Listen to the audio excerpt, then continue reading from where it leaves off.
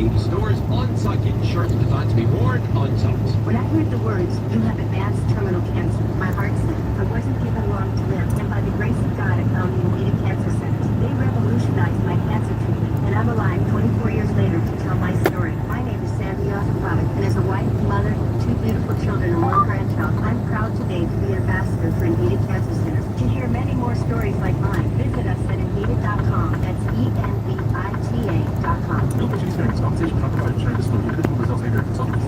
AI is the next frontier of business transformation. But do you really want trendy AI features in your mission-critical business systems? You need AI that works for you from a vendor you can trust. Acumatica's approach to AI is different by design. Unlike other vendors who simply add generic AI capabilities onto existing features, Acumatica uses AI to solve real business problems. Our AI-first approach builds new innovations into your processes through practical features that enable you to make better decisions through AI-powered insights, to enhance productivity with intuitive AI assistance, and to transform processes with intelligent automation, all while minimizing risk and ensuring your data remains private, secure, and in your control. Over 10,000 companies trust Acumatica to help them achieve their boldest ambitions. Visit Acumatica.com to discover how you get AI that works for you. Acumatica, building the future of business together. Today, for the first time, we're hearing chilling 911 calls made after a woman was stabbed to death on a North Carolina light rail train in August. CNN's Diane Gallagher is live for us in Charlotte and joins us now. Diane, tell us more about what these calls reveal. Boris, they kind of show the panic that was there on that light rail platform. Police just released these tapes, but this happened back on August 22nd. Irina Zarudska, a 23-year-old Ukrainian refugee who fled her home country to escape its war with Russia, was coming home after work when police say that she was stabbed in an unprovoked attack 3 times in the neck by 34-year-old Carlos Brown.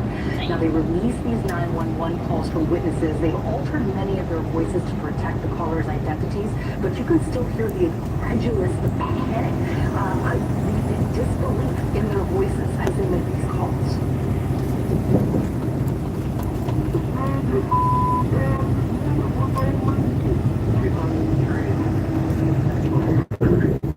She's on the train, she's on the bus right now. There's people around her right now. I think they're putting pressure on the site.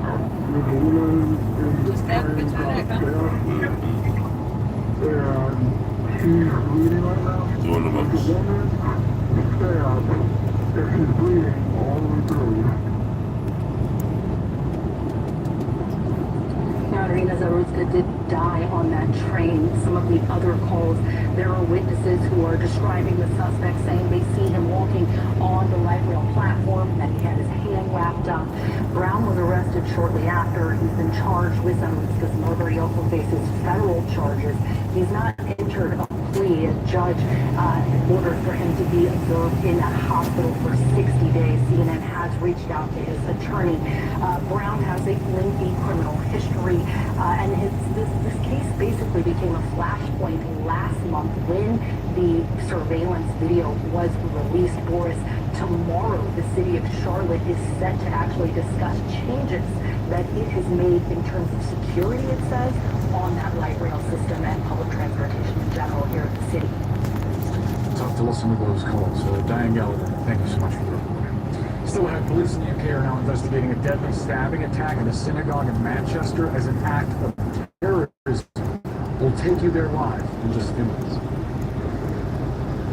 California Closets just custom designed Chloe's home office / guest room. Now she has a spacious desk with built-in charging for devices. Sleek wood cabinets conceal a queen-size Murphy bed for guests, and drawers deep enough to hide clean sheets and a printer. Now her spare room is perfect for work days and weekend visits. California Closets makes space for what belongs.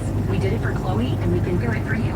Schedule your free design consultation now at 800 Cal Closets or CaliforniaClosets.com. Quality of life in Arkansas. Amazing. My model Your door 60 miles an hour. can be doing any sort of outdoor recreation within minutes. Shouts out to TJ Gray. He said, this is proof that your models on the dashboard go 60 miles an hour. Some of the most amazing terrain you've ever professional mountain biker who loved the outdoor opportunities and the natural state so much, he moved here. Come see why adventure lovers are falling in love with Arkansas. Plan your getaway at Arkansas.com. This is an ad by BetterHelp. We've all had that epic rideshare experience. Halfway through the trip, you know their heartbreak, their career path, and they know your aspirations to go and find yourself in Portugal. It's human. We're all looking for connection, for someone to listen. But sometimes the people we spill our hearts to aren't exactly equipped to help us through it. With over a decade of data-backed experience from helping millions of people, BetterHelp matches you with a therapist based on your needs At and least you got goals. football today. No asking for recommendations I do. or endless scrolling through listings. your team Simply answer a few Thought you questions looked at the other online one, huh? and you'll be matched with a I did remember I therapist. told you Often yesterday in on as live. little as 48 hours. Join over 5 million people worldwide who trusted BetterHelp for their mental health and well-being. Get a therapist who gets you. Visit BetterHelp.com/CNN to get 10% off your first month. That's BetterHelp.com/CNN.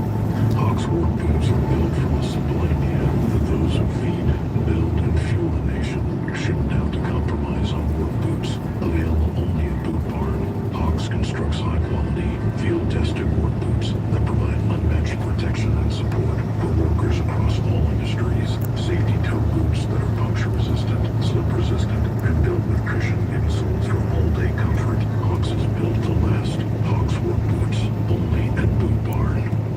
Vinegar is the ultimate multi-purpose cleaner. Harris 30% vinegar is 6 times stronger than regular vinegar and the #1 cleaning vinegar brand in America. It's pure, with no dyes or other harsh chemicals, and leaves your floors, windows, bathroom, and kitchen sparkling. You can even use Harris 30% vinegar outdoors to clean sidewalks, driveways, decks, and patio furniture. Harris has specialized weed killer and pest control products too, and has been trusted for over 100 years. You'll find Harris 30% vinegar at the Home Depot. Imagine relying on a dozen different software programs to run your business, none of which are connected, and each one more expensive and more complicated than the last. It could be pretty stressful. Now, programs you'll ever need, and they're all Doesn't Odoo sound amazing?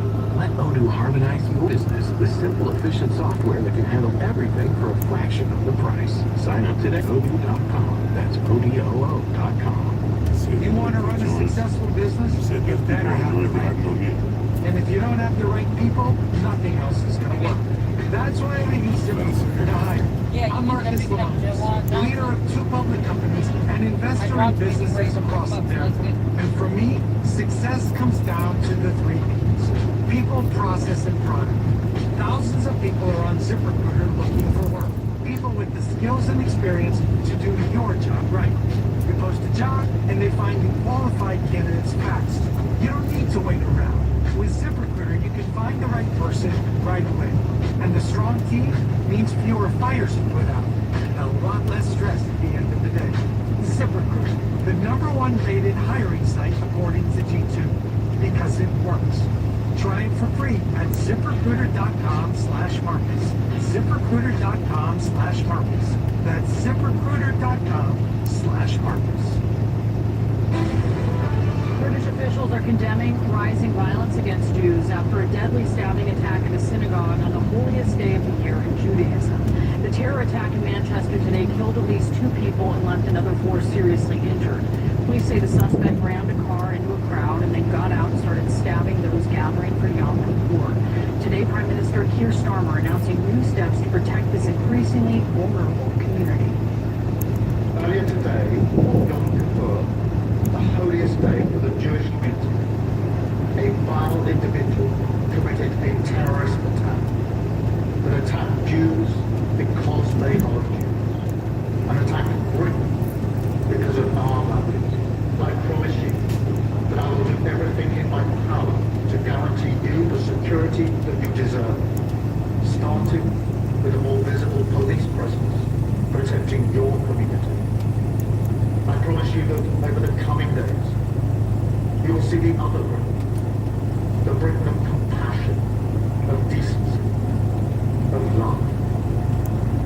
CNN's Nick Robertson is in Manchester as police are working through their investigation on this. Nick, what are police saying at this point? Well, they're saying that this could have been far worse, that the attacker appeared to want to try to get inside of the synagogue itself, which of course was crowded with people on Yom Kippur. And the police say that the reason that he couldn't get in was because of the selfless acts of bravery of the security staff working around the synagogue. And it's not clear yet who are the people who were actually killed and injured by the victim. But I think there's a pretty high assumption in this community, at least, that it would have been the safety security staff that perhaps bore the brunt of this. And the police say that he tried to get in the synagogue.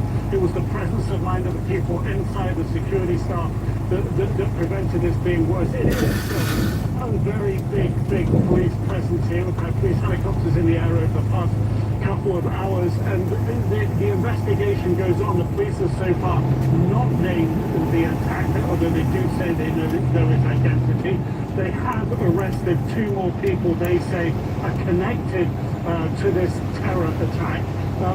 We also know that 2 people were arrested about a quarter of a mile from the synagogue itself. Now, it's not clear to us if those people were connected with the attack or if they were connected to what the police described about the 2 people arrested. But if the people here, there's a real concern, a sense that what happens now, this is their community, they've been afraid for some time that this sort of thing could happen. There's been a rise in anti-Semitic attacks in the UK, particularly since October the 7th, and even more so perhaps this year. So in this community, people are going to hear what the Prime Minister says, and there may be some relief over that. But of course it's their lives, and that's what people worry about, their lives. Do they decide to move to Israel? Some people we've talked to here today have even said they're considering that. Wow. Nick, clearly very shaken community there. Nick Robertson, live for us in Manchester. And next, more than 2 million service members now working without pay as they are heading towards the next paycheck, October 15th. We're going to talk to the Secretary of the VA next about the impact the government shutdown could have on our nation's veterans. Hi, I'm Casey with PDS Debt, but I didn't start here. A few years ago, I was that person in debt, scared, overwhelmed, feeling like I'd never get out. I wish there had been a company like PDS when I needed help. That's why we built this. Not as some big corporate machine, but as a way to help real people find real relief. If you have more than $10,000 in unsecured debt, you don't have to carry it alone. Here's how we're different. We treat you the way I wish I was treated. It's that simple.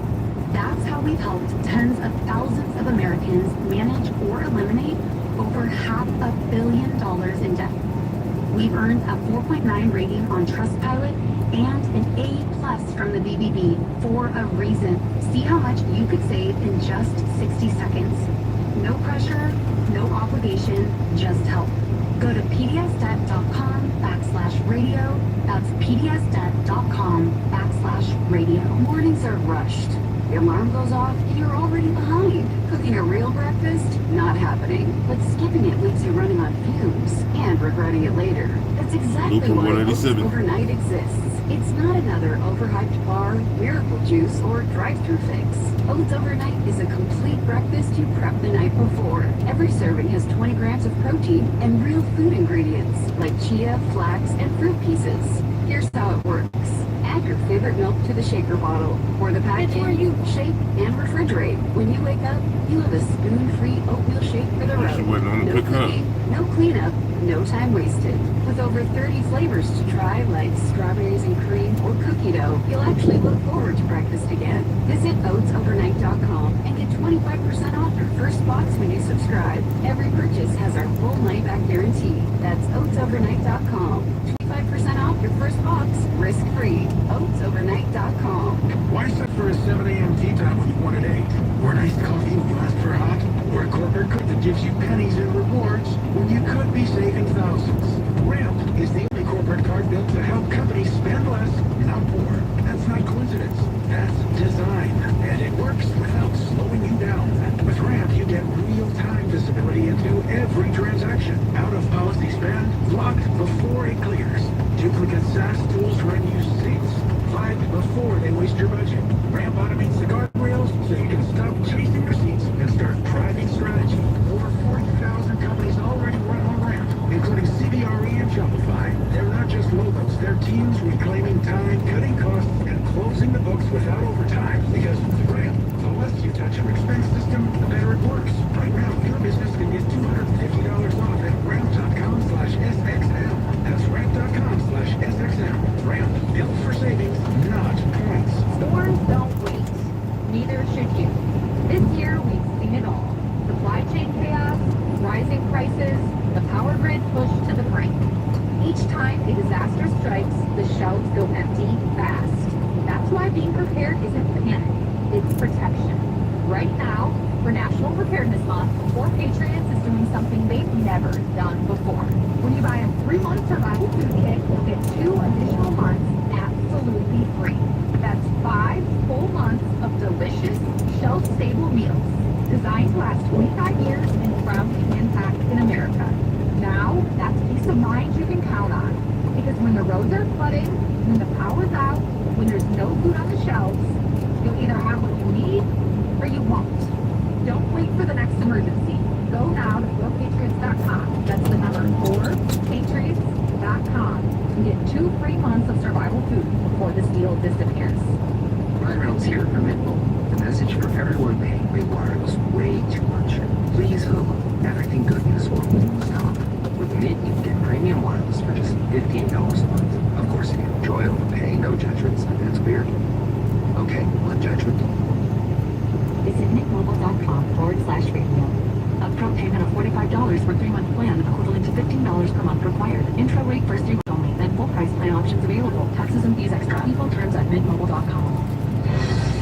While the government is shut down, some 97% of the Department of Veterans Affairs is still working, most with pay through other sources. Medical care, homelessness services, and a crisis hotline are among the programs that are still operating for now. But even before the shutdown started, hundreds of current and former VA doctors, nurses, and other caregivers warned that the Department of Veterans Affairs were seeing negative impacts of the agency's recent staffing cuts and other policy changes. We're joined now by Veterans Affairs Secretary Doug Collins. Mr. Secretary, thank you so much for joining us. So VA centers, hospitals, they're still open. Can you tell us about the services that have stopped and how that is impacting veterans? I'll be happy to, and I'm glad you mentioned that up front because I don't want any of our veterans to think that the actions up here in Washington, D.C. are affecting their health care, dealing with homelessness, dealing with our benefits and going on. Things that are impacted right now are basically our outreach. Our outreach to new veterans are having to get to them, bringing them in the system, our transition assistance programs. Some of our regional offices are closed, so they can't go in to actually get answers. They can still get answers by calling our numbers, but also using the websites. We have ground maintenance at our cemeteries. We can't place permanent markers in our cemeteries, pre-burial needs, those kind of things. And so it's just basically right now in this early stages, it's just mainly our outreach to get those involved, to be involved or have an outlet to be a part of it. The president is threatening to fire, in his words, a lot of federal workers. Will that include employees at the VA? At this point in time, the president and his team are working everything they want to do to control this situation. We're not, at this point, prepared on any point to do that here. We've actually had a reduction in our force, which has actually turned out very well when you look at the numbers of what we've had. But at this point in time, we're focused on one thing we're all is to get the veterans through this time. Water just went down the wrong way. They may be some concern out there, just to let them know that we're continuing on doing what we're supposed to be doing. I ask because, as you know, and you've been talking about it, a third of the federal workforce are veterans, more so at the VA. Have you been assured that no one at the VA is being fired? Why don't we at this point?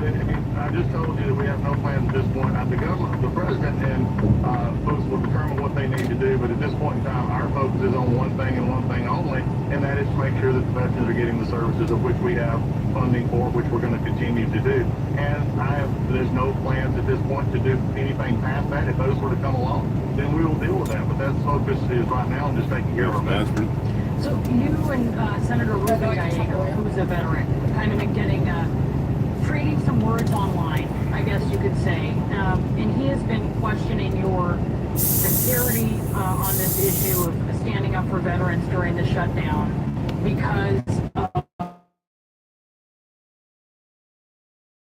negatively affecting veterans according to doctors and other staff. I mean, what do you say to that? Well, if you look up the definition of hypocrisy, you'll find Ruben's picture right now. Because here's a man who actually went online and said, yes, I'm going to take my paycheck. I have stuff to pay. I've got bills to pay, my child support and everything else. But yet he actually voted to keep the government closed. I don't put a lot of stock in that. If you followed, Brown, if you've been following the VA for the whole year, he's never really had a good thing to say about what we're trying to do to improve services for the VA. And this wonderful letter that you talked about, which again, people are entitled to their own opinion. That is not entitled to their own facts. And the facts is that while we have streamlined our services, we have actually had better performance in our wait times in our hospitals and getting people into mental health care quicker, getting the emergency places done so they can get their care quicker across our spectrum all along. And also, we have just finished up the year. We did 3 million processed disability claims. 2.4 was the previous record. And we also lowered our backlog from 260,000, where it was under the previous administration when I got here, to we're at 132,000. All the while we were doing all of this that they said was harming the VA by reshaping our force and allowing people to take early retirement. I challenge you, if that's hurting veteran services, I think we got a different metric we got to look at because our metrics are improving and veterans are getting the services that they need. Well, part of this letter says, they saying that the 350 veterans ain't doctors, getting what they psychologists, nurses, researchers, and others who said, we write to raise urgent concerns about proposed policies, which in addition to ones already enacted, will undermine VA's healthcare system, overwhelm VA's budget, and negatively affect the lives of all veterans. We've witnessed these ongoing harms and can provide evidence and testimony of their impacts. They're saying they have evidence and testimony of those impacts. Is that something they're seeking? I'm sure they'll run to you to let them know what they think they have, but I can just go on the facts that I run. Well, I'm not asking that. I'm asking, are you interested in hearing that? If they have evidence. I actually read the letter. If you want me to talk, I'll talk. If you want to talk, I'll be happy to let you. Please go ahead. Hey, Ru. Okay. I mean, I read the letter. It was really interesting. A couple of doctors actually quoted in some of the articles are either not affiliated full-time with the VA. They deal with some of our graduate medical education folks. What we're dealing with right here, if they have stuff to bring forward, they want to bring it forward. We have plenty of opportunities to show inside our system, if they're doctors inside our system, to talk about issues that they have. They have ways to complain. That has never been shut down. But what I can tell you is that by someone who's visited 26 states, who's visited almost 40 of our hospitals in person, and talked to the pharmacy directors directly on many occasions, we're seeing good things happen. And what they're upset about is it's not done business the old way. The old business the old way was the VA taking care of itself, taking care of making sure we put in processes that made the VA look okay, but the veteran many times was left out. Since I've been here, we changed that model. The veteran is taken first at the VA, not our organization. Where organization exists only to take care of a veteran. And like I said earlier, I presented evidence to you just a few minutes ago about how we're actually improved veteran services in many ways, but yet that seemingly gets ignored by a letter in which they just say these could happen. I don't deal in could haves, I deal in what is. I think they also are talking about things that have happened and having concerns about the future as well. I agree. But of these folks in this letter, are you going to cancel the medical staff privileges at VA medical centers for staff who signed that letter? Oh, so he's the bad guy. No. Okay. Veterans Affairs Secretary Doug Collins, thanks for being with us. Here's the interesting thing. Here's the interesting thing, Brianna, and that question begs the idea that we don't accept input and from our staff. It begs the input that if we disagree with people that something's going to happen. There's an honest discussion we can have. It's typically not good to have it in a letter put out to the general public in which you give no context for what you're talking about. When I will actually come on the show and actually give you the real world context of what we're dealing with. I mean, look, if they get pleasure out of writing a letter, great. If they want to help the VA get better, then show us what we need to get better. Show us and disagree. You can have your opinions, but not your own facts. This letter is simply a lot of what I read read in that letter was simply also, we believe this might happen because we don't like the fact that over time we protected 350,000 positions. We allowed 30,000 roughly to take early retirement. And you know what shockingly happened? Our metrics got better and more services went to the veteran. We had with 17 new clinics. We're just moving right ahead. If they want to complain, they can complain. I'm willing to take input on criticism, but we're also going to make sure that we're doing what's right for the veteran. Secretary Collins, thank you so much for taking the time to be with us this afternoon. We really appreciate it. Seems like she got a problem with it. Well, I appreciate you letting me have it. Thanks a lot. And still ahead, this actress is not real, but the controversy that she's sparking certainly is. We're going to discuss with actor and president of the Screen Actors Guild, Sean Astin, next. This is a court-approved You gotta deal with no database. attitude. If you accepted or processed Discover credit cards You gotta between deal with no- 2007 to 2023, you could be eligible Why to you get a saying payment other from a people's class parts? action settlement. Claims must be filed by May 18, 2026 in order to receive payment. To find out more information and to file your claim online, go to the Court official website, www.discovermerchantsettlement.com, or call toll-free Thing about AI, it lasts a little unless they fix that. 1-800-695-3376. We're constantly making promises to ourselves to live out it's AI we're going to right exercise up more, eat right, and drink right. Well, isn't it time you start thinking about drinking right starts with Aquasana. Aquasana water filters give you immediate access to cleaner, healthier, extraordinary water. Water that's odor-free and The singer, tastes great. she did a whole Aquasana water interview. filters remove The chlorine. singer, the one that signed a $300 million contract. The AI singer. Leave you with the beneficial minerals When she was talking, like potassium and calcium. It's so seemed like she was good, just on a noticing loop. immediate difference in her every mouth was moving to the words she was saying, So whether you're her washing gestures and vegetables her or head enjoying a movements post-workout shower, was the protect same, your like every whole 30 home from seconds. contaminants with an Aquasana water filter. After all, healthy living starts with healthy water. Visit aquasana.com and use promo code SXM to get up to 50% off select systems. That's AQUASANA.com. Promo code SXM for up to 50% off. Aquasana. Better water, better you. If you or a loved one has cancer, be not afraid. You're not alone.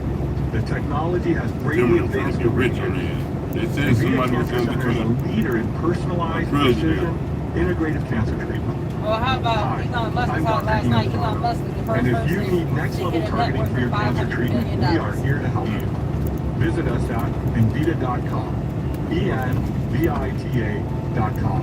And may God bless you on your journey to God. 500 billion. California Closets just custom designed Chloe's home office Way more slash than guest that. room. Now she has Right. a spacious desk with built-in charging for devices.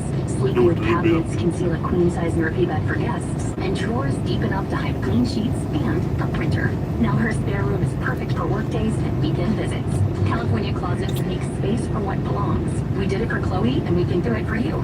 Schedule your free design consultation now at 800-PAL-CLOSETS or CaliforniaClosets.com. With AI, business is moving faster than ever. Get ahead of the pack at Oracle AI World, October 13th through 16th in Las Vegas. See real-world AI innovations powering leading businesses, build practical skills with experts, and get ideas you can put to work on day one to boost productivity, cut costs, and accelerate growth. 4 days, one destination to retool your strategy with AI. Seats are limited. Register now at oracle.com/AI World. Oracle.com/AI World. You hear that? That's the sound of your business losing money. Legacy phone systems were built for today's teens. Quo, formerly OpenPhone, gives your business a smarter way to stay connected. Quo lets you manage calls, texts, voicemail, and contacts all in one place, so that you can deliver a seamless customer experience from ring to... Need to take calls on the go? Quo automatically transcribes, summarizes, and highlights next steps from every call, so you never miss a detail. Need insight into what closes a sale? With Quo's AI call tags, you can instantly spot key topics like objections or pricing questions, and use those insights to level up every customer interaction. And yes, you can bring your existing number with you for free. Keep your team in sync and your customers happy with Quo. Quo.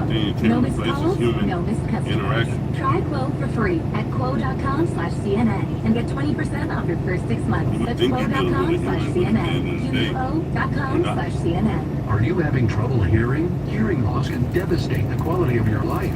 Now, there's an affordable fix for you or your loved one. Rated the best hearing aids of 2025 by Forbes Health. Audient Hearing has the highest quality hearing aids at the lowest prices, starting at just $98 a pair. I actually like them better than my old $5,000 hearing aid. Could not believe how my hearing and life changed. Join over 1 million happy customers by going to audienthearing.com. That's AUDIEN hearing.com. Right? We are told the government shutdown is now expected to drag into at least next week. A vote on the spending bill that's scheduled for tomorrow is expected to fail, and Senate Majority Leader John Thune telling CNN it's unlikely that senators will stay in D.C. over the weekend. We have CNN's Arlette Saenz live for us on the Hill, and Arlette, House Minority Leader Hakeem Jeffries just spoke. What did he say? Well, the Democratic leader in the House, Hakeem Jeffries, really stressed that Democrats want to hold the line when it comes to some of their demands relating to health care, specifically those subsidies of Obamacare that are set to expire at the end of the year. He also said that Democrats are ready and willing to meet at any time with Republicans, but that is not a meeting that has come to fruition since they met with President Trump in the Oval Office earlier this week. Take a listen to the Democratic leader. Willing, we are able to sit down with anyone, anytime, any place, including the president and the vice president, to try to find a path forward, to reopen the government, enact a spending agreement that actually meets the needs of the American people, while at the same time addressing the Republican health care crisis. Unfortunately, Republicans have shown zero interest in even having a conversation.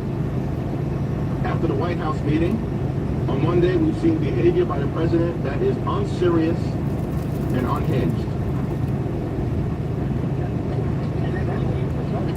And Jeffries also called out a social media post by President Trump earlier today when he had said that he would meet with the OMB director to talk about cuts to Democrat agencies. In that social media post, the president had referred to Project 2025. Jeffries says that is something that he really ran away from during the campaign, said that he was not a part of, but now is fully embracing. Now, right now, it does not appear that any efforts to end the shutdown will be coming to a quick resolution at this point. The Senate is expected to begin holding votes again tomorrow, but unless enough Democrats to start to move over, it's unlikely that will pass, and it's looking like Democrats with the Senate will not be back until Monday, meaning that this is still going to be a prolonged shutdown for a bit longer. All right, Arlette Saenz live for us on Capitol Hill. Last time, 35 days or something. This just into CNN. In a new notice to Congress, the Pentagon is defending one of 3 boat strikes carried out in the Caribbean last month. The strikes, which the White House says targeted alleged drug smugglers, have killed 17 people in total. CNN's Natasha Bertrand is here for us. Natasha, what is the Pentagon saying? Yeah, of course. So this is a new notice that the Pentagon provided to lawmakers yesterday in conjunction with a briefing that the Pentagon's general counsel gave to lawmakers. Essentially what they're saying is that the president has made the determination that the U.S. is in a non-international armed conflict with these drug cartels and has also deemed these cartels to be enemy combatants. Now, this is pretty significant because it essentially facilitates, according to their interpretation of the law, the strikes that we have seen on those drug boats in the Caribbean over the last month or so. There have been 3. There have been serious legal questions raised by experts about whether those were actually legally justified. Now the administration is trying to say, well, the president has deemed not only that it is within his Article 2 authority to assist in the defense of the United States when necessary, but also that these are legitimate military targets because we are in an armed conflict with these groups. They are attacking the United States. They are bringing drugs into the U.S., which are killing people. And we have also deemed them to be enemy combatants, which is a really key shift from previously when they were just considered to be criminals. Now they have even fewer rights. They have no due process, and they are legally able to strike them and kill them in a way, of course, that they can't do with just criminals. So why is the Pentagon only referencing one of the 3 strikes? Yeah, that's something that is totally unclear. In this legal memo to Congress, they only said they were only making reference to the strike on September 15th, even though there were 3 last month. We have questions about that, but we don't know why they've only mentioned that one specific strike. Thanks so much for the update, Natasha Bertrand. Appreciate it. Stay with CNN News Central. We're back in moments.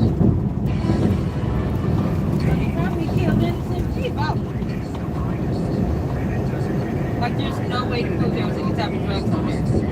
So you talk about you killed the drug cartel. So you're telling me that 11 people went on a drug smuggling boat? Now, most of those go boats and those fast boats have 2 people. Not 11 people. You're talking about 11 people you killed. Said they had many, many drugs.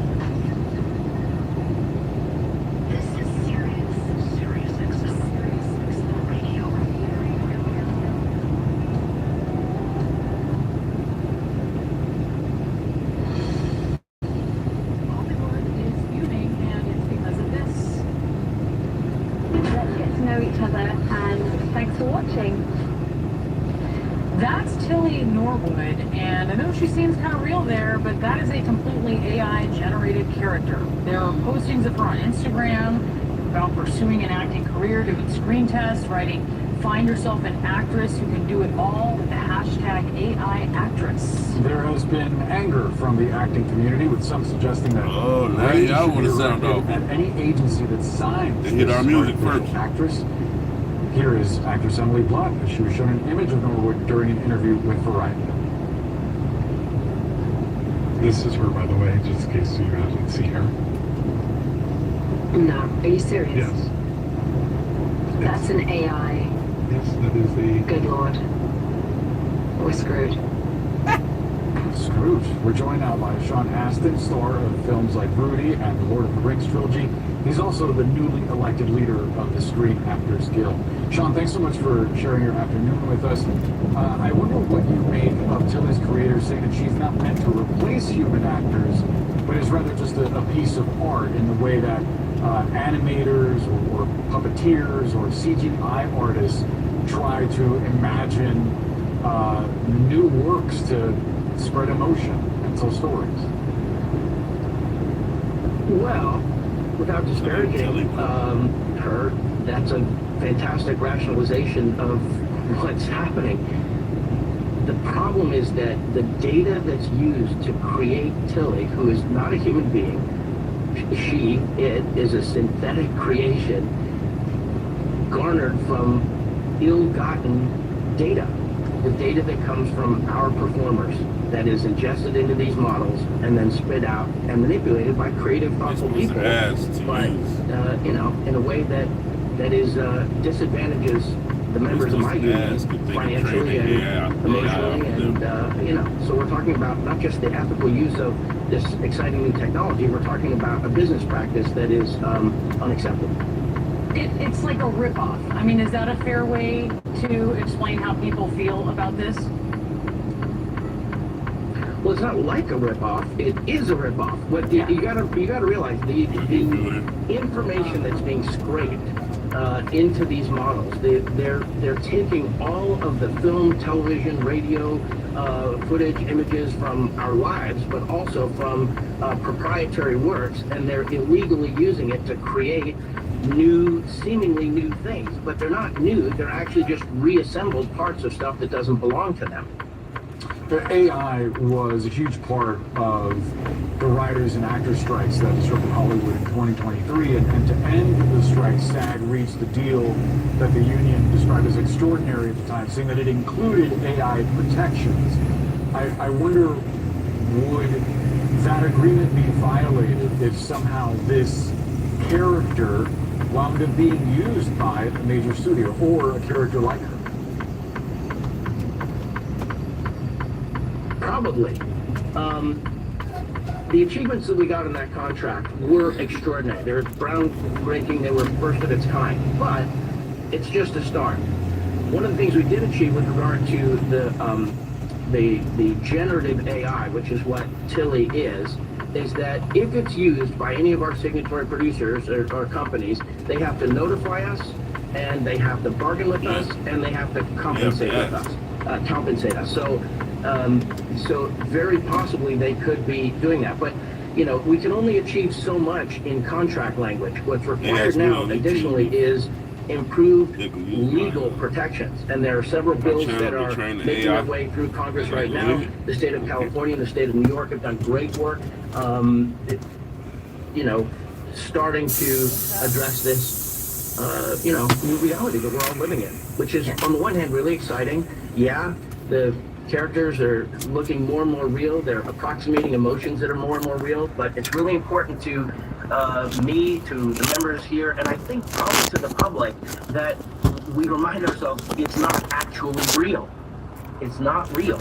And, you know, if people are consuming entertainment and they are being misled or tricked or don't know that what they're watching isn't real, that's a problem. Some of your members are calling for the talent agents who are interested in signing Norwood to be outed. Are you working with talent agencies on this? I mean, where is that? We've talked about the conversations with the ATA that are that I'm excited about. Actually, I think I don't think there needs to be anything combative right now in terms of our relationships with our agents. Our agents are working hard to find us work, and this is a new wrinkle for them too. So those conversations with the ATA will be ongoing, and I think they'll be constructive and healthy. And no talking back, no demanding more money, no nothing. The upset and the anger that the members feel that they would be somehow pushed out by their agents because of some synthetic character, that's a real emotional response to it, and they have every right to make whatever statements they want about how they will protect themselves in their relationships with their agents. From an institutional perspective, for our union, we have to have some of the conversations on behalf of our members that they may not be disposed to having themselves just yet. Yeah, in theory, it could pose a threat to the agents as well, because someone, a fake image like Tilly, I'm talking about her like she's a real person, she may not even actually need representation, right? Sean, we only have a few seconds. I wonder how much of this you think has to do with supply and demand when it comes to audience taste, because this kind of disruption may be inevitable if the audience is there for it. I was waiting for it to pop up. Well, the audience will be there for some of it, but we feel absolutely confident that the audience wants to develop its relationship with our performers the way they have with movies like Lord of the Rings or Rudy or games like Tarzan or any of the other TV shows or music or, video games we play, audiobooks we listen to or whatever. We performers in this unit have a long-standing relationship with the audience, and we're not going anywhere. No matter how much they enjoy whatever additional things are created at this exciting and interesting technology. And we appreciate you joining us today, Sean Austin. Thank you so much for your performances and for the time as well. Stay with CNN. We're reading the case of Star Trek.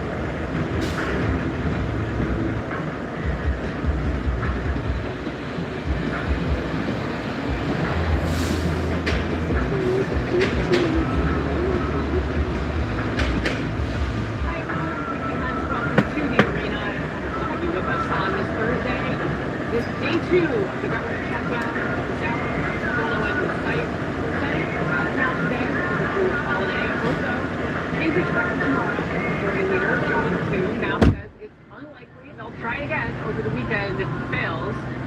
Senate never likes to stick around for the weekend, let me just tell you. But as the clock ticks, the stakes are high. As soon as today, thousands of federal workers could soon lose their jobs permanently. The White House is promising that these cuts are coming. Can you give us an estimate on the amount of federal workers that the Trump administration wants to fire during the government shutdown? Are we talking hundreds? Are we talking thousands? Look, it's likely going to be in the thousands. It's a very good question, and that's something that the Office of Management and Budget and the entire team at the White House here, again, is unfortunately having to work on today. So that word, unfortunately, just keep that in your mind as we look at the way that the president, Donald Trump, talked about these federal workforce cuts this morning. He wrote this, quote, "I have a meeting today with Russ Vought, he of Project 2025 fame, to determine which of the many Democrat agencies, most of which are a political scam, he recommends to be cut, and whether or not those cuts will be temporary or permanent. I can't believe the radical left Democrats gave me this unprecedented opportunity," end quote. So the question is, just what will President Trump and the OMB director, Russell Vought, cut? At this point, we don't know, but there is political risk here if it seems like the president and his party are celebrating as they cut programs that Americans rely on. Might it have an impact on midterm races across the country? That could explain why the House Speaker, Mike Johnson, seems to be striking a notably different tone. Russ does this reluctantly. We had a 45-minute telephone conference with him yesterday. He talked to all the House Republicans. He takes no pleasure in this because Russ has to sit down and decide, because he's in charge of that office, which policies, personnel, and which programs are essential and which are not. That is not a fun task, and he is not enjoying that responsibility. Isn't he, though? If you know Russ Vought, you might wonder if perhaps this is what he has been waiting for. Now, of course, the big question is, where are the Democrats in all of this? If you're interested to know what their message is to voters, they posted this on the platform formerly known as Twitter. Republican and Democrat kiddies cannot agree on what should be funded. Democrat kiddies want you to have health care. Republican kiddies do not. Republican kiddies control the Senate, House, and the White House, so they're using that to cut your health care and give money to billionaires.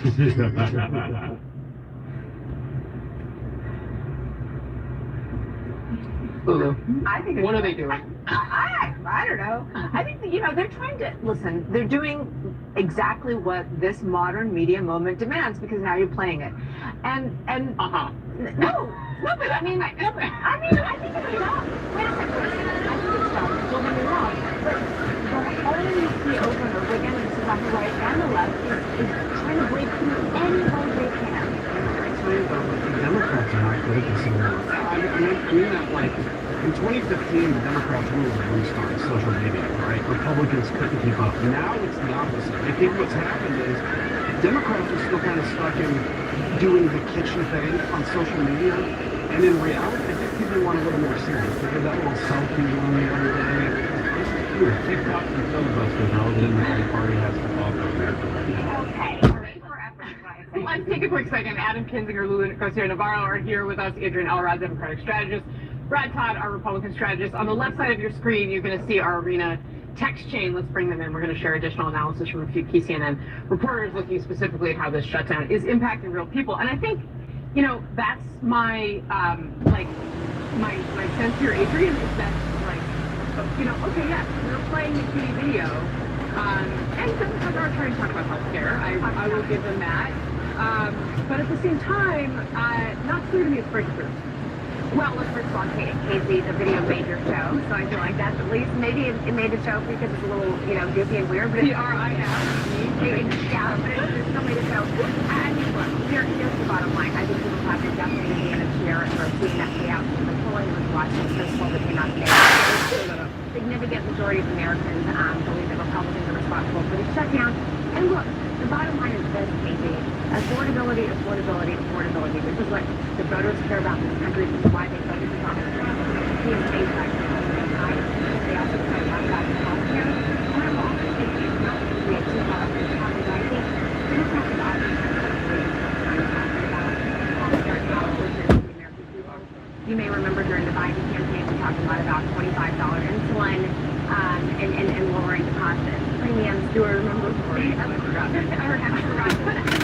here's a chance for us to right the wrong and basically talk about the fact that even though Americans are paying for health care, they're paying too much, premiums are still high, and when they go to their doctor's offices, they still oftentimes have to pay for health care.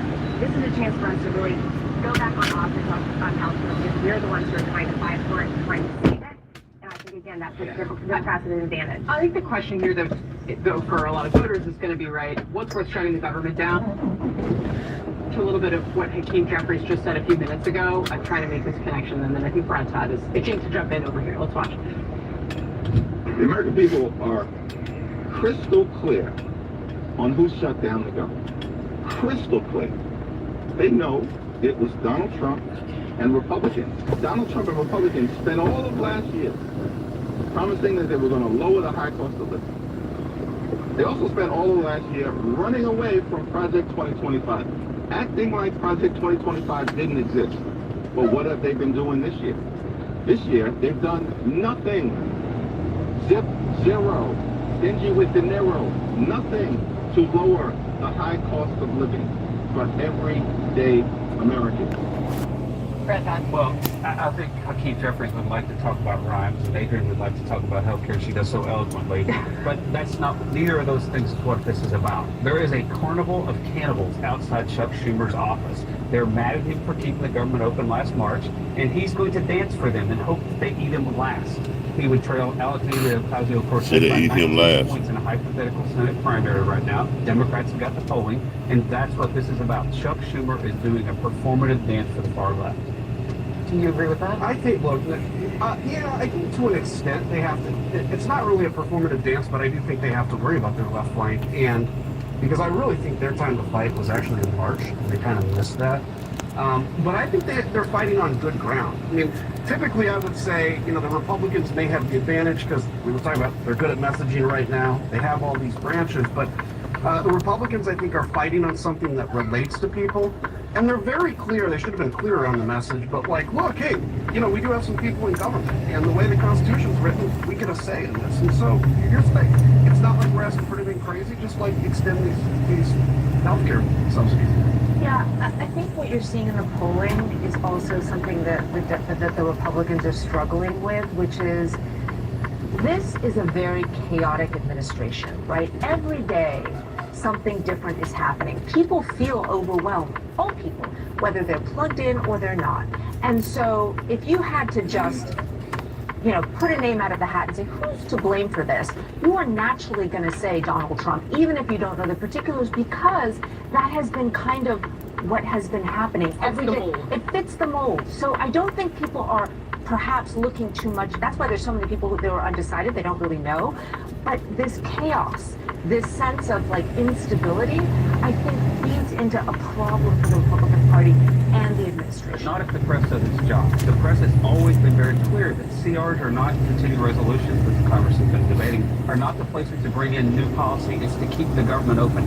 CNN's been clear about that. The New York Times has been clear about that. Everyone's always been very clear that it's wrong to bring other policy into a shutdown. The press has an obligation to follow those same rules. Yeah, but Republicans have also tried to use the CR as a vehicle to some of their pet projects. Don't act like this is It was a mistake. We tried to shut the government down to use the CR, and we got killed for it. I'm very happy to hear you say that Says the CR English? press really has an obligation No, at this CR. point. It's not something I often hear these Remember days. they said But what I will say about this is that I'm the assuming it case has something that to do with funding Republicans the are making government. is that they want to clean CR, right? And that they want to negotiate after the fact.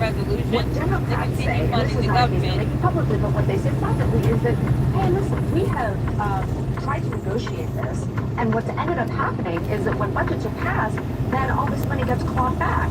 And so what are we negotiating over? We can't trust the other side at this. The reason they're taking, The money because they're comes out 12/31. This CR only goes for because 7 the weeks. feeling is that they're no longer negotiating with the people in the House and the Senate, they're negotiating with the White House. They're not. Well, that's always been fundamental reality. Negotiating. Yeah, but this is I much do see more your so point that with the decisions in particular is a big difference here. Otherwise, it does feel a little bit like just deja vu in reverse, right? The way Republicans and Democrats are each arguing this. All right, I do want to bring CNN's Elena Treen into this conversation. She's at the White House, and Elena, we've obviously been talking about the messaging and who's up, who's down, who's winning the political fight here. Our texture has been talking about real people who are going to be impacted by this, and there are tens of thousands of them, many of them employed by the federal government, others that rely on services. So there is this big question of what is the standing right now of these negotiations to Probably Rolling Hills Part 2 You over have there. some new reporting about what's going on at the White House.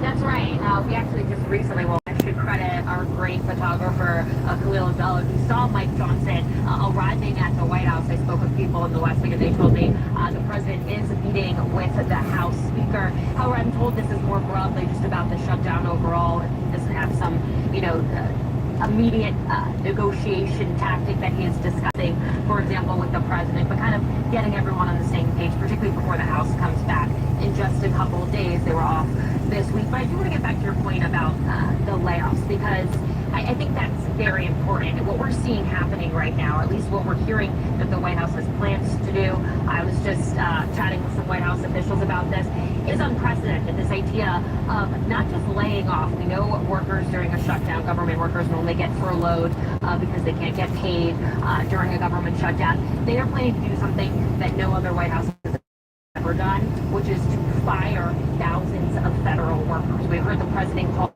this an unprecedented opportunity this morning. Essentially, their argument and the White House's strategy on this is that there's no budget, there's no money coming in. They need to triage where to put the money, and so they're going to be moving forward with these layoffs. But what's different is they're planning on making a lot of them permanent. And I'm actually told, just in one of the conversations I just had before I came on air with you, Casey, that they already know which agencies they want to target. They wouldn't share with me the specifics. I mean, hasn't Russell been working on this list and the way he wants to think about this for years, if not, Well, that was kind of the nod of Project 2025 that we saw the president note in one of his posts this morning. I mean, he's been wanting to, Russ, vote, slash the federal workforce, shrink the size of federal government for years. And that was kind of, when I was talking to House officials, they said it was kind of the president trolling about his role in Project 2025 because, of course, on the campaign trail, the president tried to distance himself from it repeatedly, that conservative policy platform.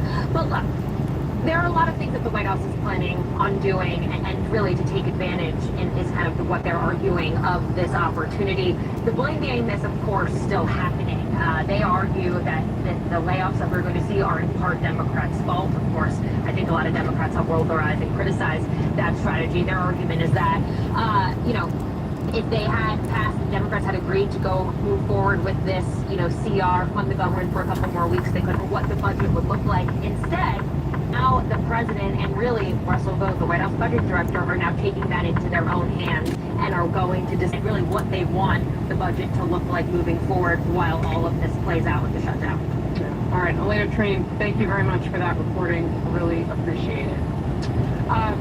Congressman Kinzinger, when we were talking about Rust vote, I saw you nodding out of the corner of my eye, and Senator Kevin Cramer was on Fox News, and he had some, interesting framing for how Rust vote has been preparing for this moment. I want to watch that with my friends. Take a look.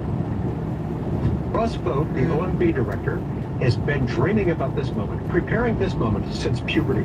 Russ Vought has a plan, and that plan is going to succeed in further empowering Trump. This is going to be the Democrats' worst nightmare, and it's of their own making. I'm going to correct myself. That was Senator Mike Lee, not Kevin Cramer. But he said that Russ Vought is preparing for this since, quote, puberty. I'd say that's a gross thing about Russ Vought's puberty. But anyway, listen, I blame my... This is true. Like, I think they run a real risk here. Most Americans know that, like, you don't have to lay people off because you're just trying to figure out where to put the money. Like, they read right through it. They know. And so they run a real risk of showing, as we were talking about earlier, real chaos here. And the one thing the president needs to do to come out of this on top, I mean, he has to just win his base, basically, which he will. But the one thing he needs to do is to show that he's kind of the steady hand. He's leading people through it. And I think this is going to do actually the direct opposite of that. So, let's see what happens. But everybody wants less government. I think most people do. But it usually goes through Congress and through study and not through this opportunity of like, hey, I'm going to go slash and burn. Yeah. Brad, do you think that there is... I mean, look, I take the point that Chuck Schumer's under pressure from the left to do something. The base wants them to be seen fighting. They're doing something they always argued that they weren't going to do. I get all that. But do you see political risk for Republicans in taking this too far in this layoff stuff? Sure, but there was political risk in Barack Obama shutting down the World War II memorial during his shutdown, too. All presidents get to fill in the gaps during this. When Congress abdicates its role in keeping the government open, which is what the Democratic Party do, because they won't put 8 votes behind it. We don't need 50 Democrats. Would your advice be for people, for Republicans who are trying to win elections, to talk about this the way Mike Johnson is, where he's saying, this is unfortunate, we don't want to have to do this, as opposed to seeming to revel in it? It is. I think Republicans need to be very disciplined and make very clear that we have passed in the House a bill to keep the government open. It is a clean, continuing resolution. Senate Democrats can oppose that resolution in the Senate if they want, but they need to let the Senate consider it. Only 8 Democrats need to let the Senate consider it. Actually, 7 will work. And we can move on, and then they can vote no on the bill. They are just shutting down the government out of political spite. No, that is not true. Here's the bottom line. If Republicans want to keep the government open, they need to come to the table with Democrats and talk about what to do Democrats on their side to do that. Instead, they have had no conversations. They've had limited discussions. The president canceled and rescheduled his meeting with Jeffries and You don't need to talk to the president. You can talk on the phone. But the bottom line, Brad, you know this. Republicans are in control of the White House, the Senate, and the Congress. So therefore, it is on them. No, it is on them. I'm taking his Republican. Let's just move to it. They're not in control of it. Look, this is one of the very only points Democrats have that they can have leverage to fight. And they've got to use it. If I'm leading the Democrats, that's what I'm looking at and say, here's our leverage point. And I think that's certainly what people that are putting pressure on Chuck Schumer are trying to accomplish here. All right, we got a lot more to talk about today. Coming up, the president says he is looking to cut, quote, Democrat agencies in the first wave of shutdown impacts. We're going to talk to the Democrat from a blue state. Congressman Jason Crow will join us live. But first, your tax dollars. You get ready to cut Democratic programs? Yep. You can't do that. I served in the House when shutdowns happened. It is outrageous for me to think that we're sending out aid, we're laughing at people. We have people being furloughed, we have programs being cut, and these people are still receiving a paycheck. Who's still receiving? Hear every high note, every #1 hit on one channel. So I'm gonna get music and my stories. And tracks Well, again, the problem is that you say, so Republicans say, we have passed a clean resolution. That's what you're saying you passed. Is there anything in there that has bipartisan language in it? It's completely and 100% all Republican. Not one Democratic opinion, bill, legislation, or nothing. It's all Republican. That's where the problem is coming in. You guys are saying, which is what she was saying. You say that you passed a clean continuing resolution, a clean CR. When did you guys talk to Democrats? When did the president talk to Democrats? When did the vice president talk to Democrats? You guys are in Congress, so the House of Representatives is supposed to come to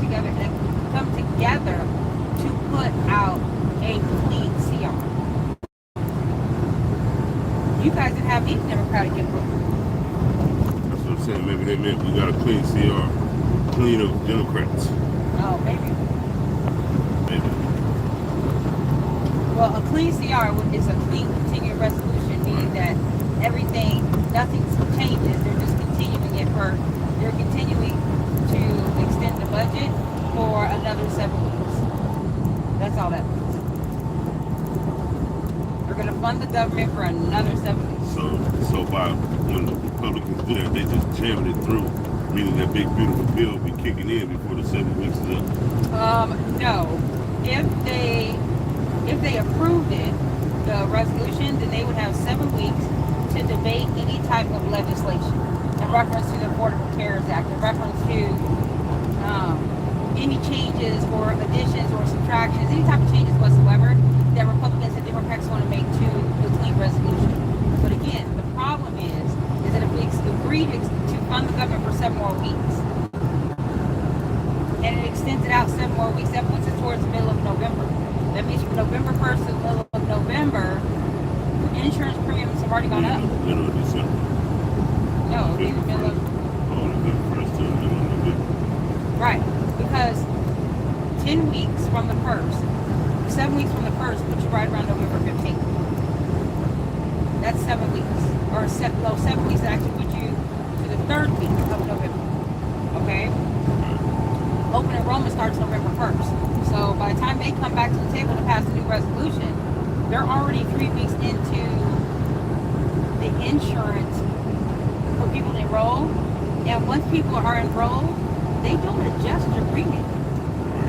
You know what I'm saying? So if you lock in and let's just say $300 and they vote to extend it out for another year and it ends up getting approved, guess what? You don't get that deduction. You still got to pay those higher premiums. The only way you gain access to those lower deductions is if you sign on as lower. They don't go in and backtrack it. So the Democrats will say, look, you want us to help you pass this bill? And how about you need to help? You need to go ahead and make sure you get some of our input to put it through. Otherwise, you can try to pass it yourself. Not to mention, since Trump has been in office since January, the last 8 months, 8.5 months, all the budgets previously that Republicans and the Democrats have actually passed as far as funding different government programs, Trump got rid of all of that, even though it was already approved. These were approved before he even came into office, or shortly after he came into office. He said, you know what I'm saying, Congress says, look, we've allotted, let's just say, this amount of money for teachers to teach special education. Let's just say it's $750 million to go over the entire United States. Trump comes in and says, nope, they all get the same teachers. This special $750 million budget is gone. But Congress has already approved that budget for that specific program. That's one of their issues, is that regardless of what they approve, Trump believes he can come in because he's the president of the United States and he can get rid of every single program that he does not like, Democratic or Republican, so that he can shrink the government. The smaller the government is, the more control he feels he has over the government. So, I don't know what they're going to do. You know, tell how long it's going to take. I know I hope that before it gets too bad and people start taking off, whatever the case may be, because obviously those people are supposed to get paid. Usually people in the government or military, they get paid on the 1st and 15th of every single month. So I'm hoping that people are getting their checks from what they worked the 2 weeks prior, so they get them this Friday and next Friday, and we can go ahead and get on our plane with no problem. Get on our plane and then come back.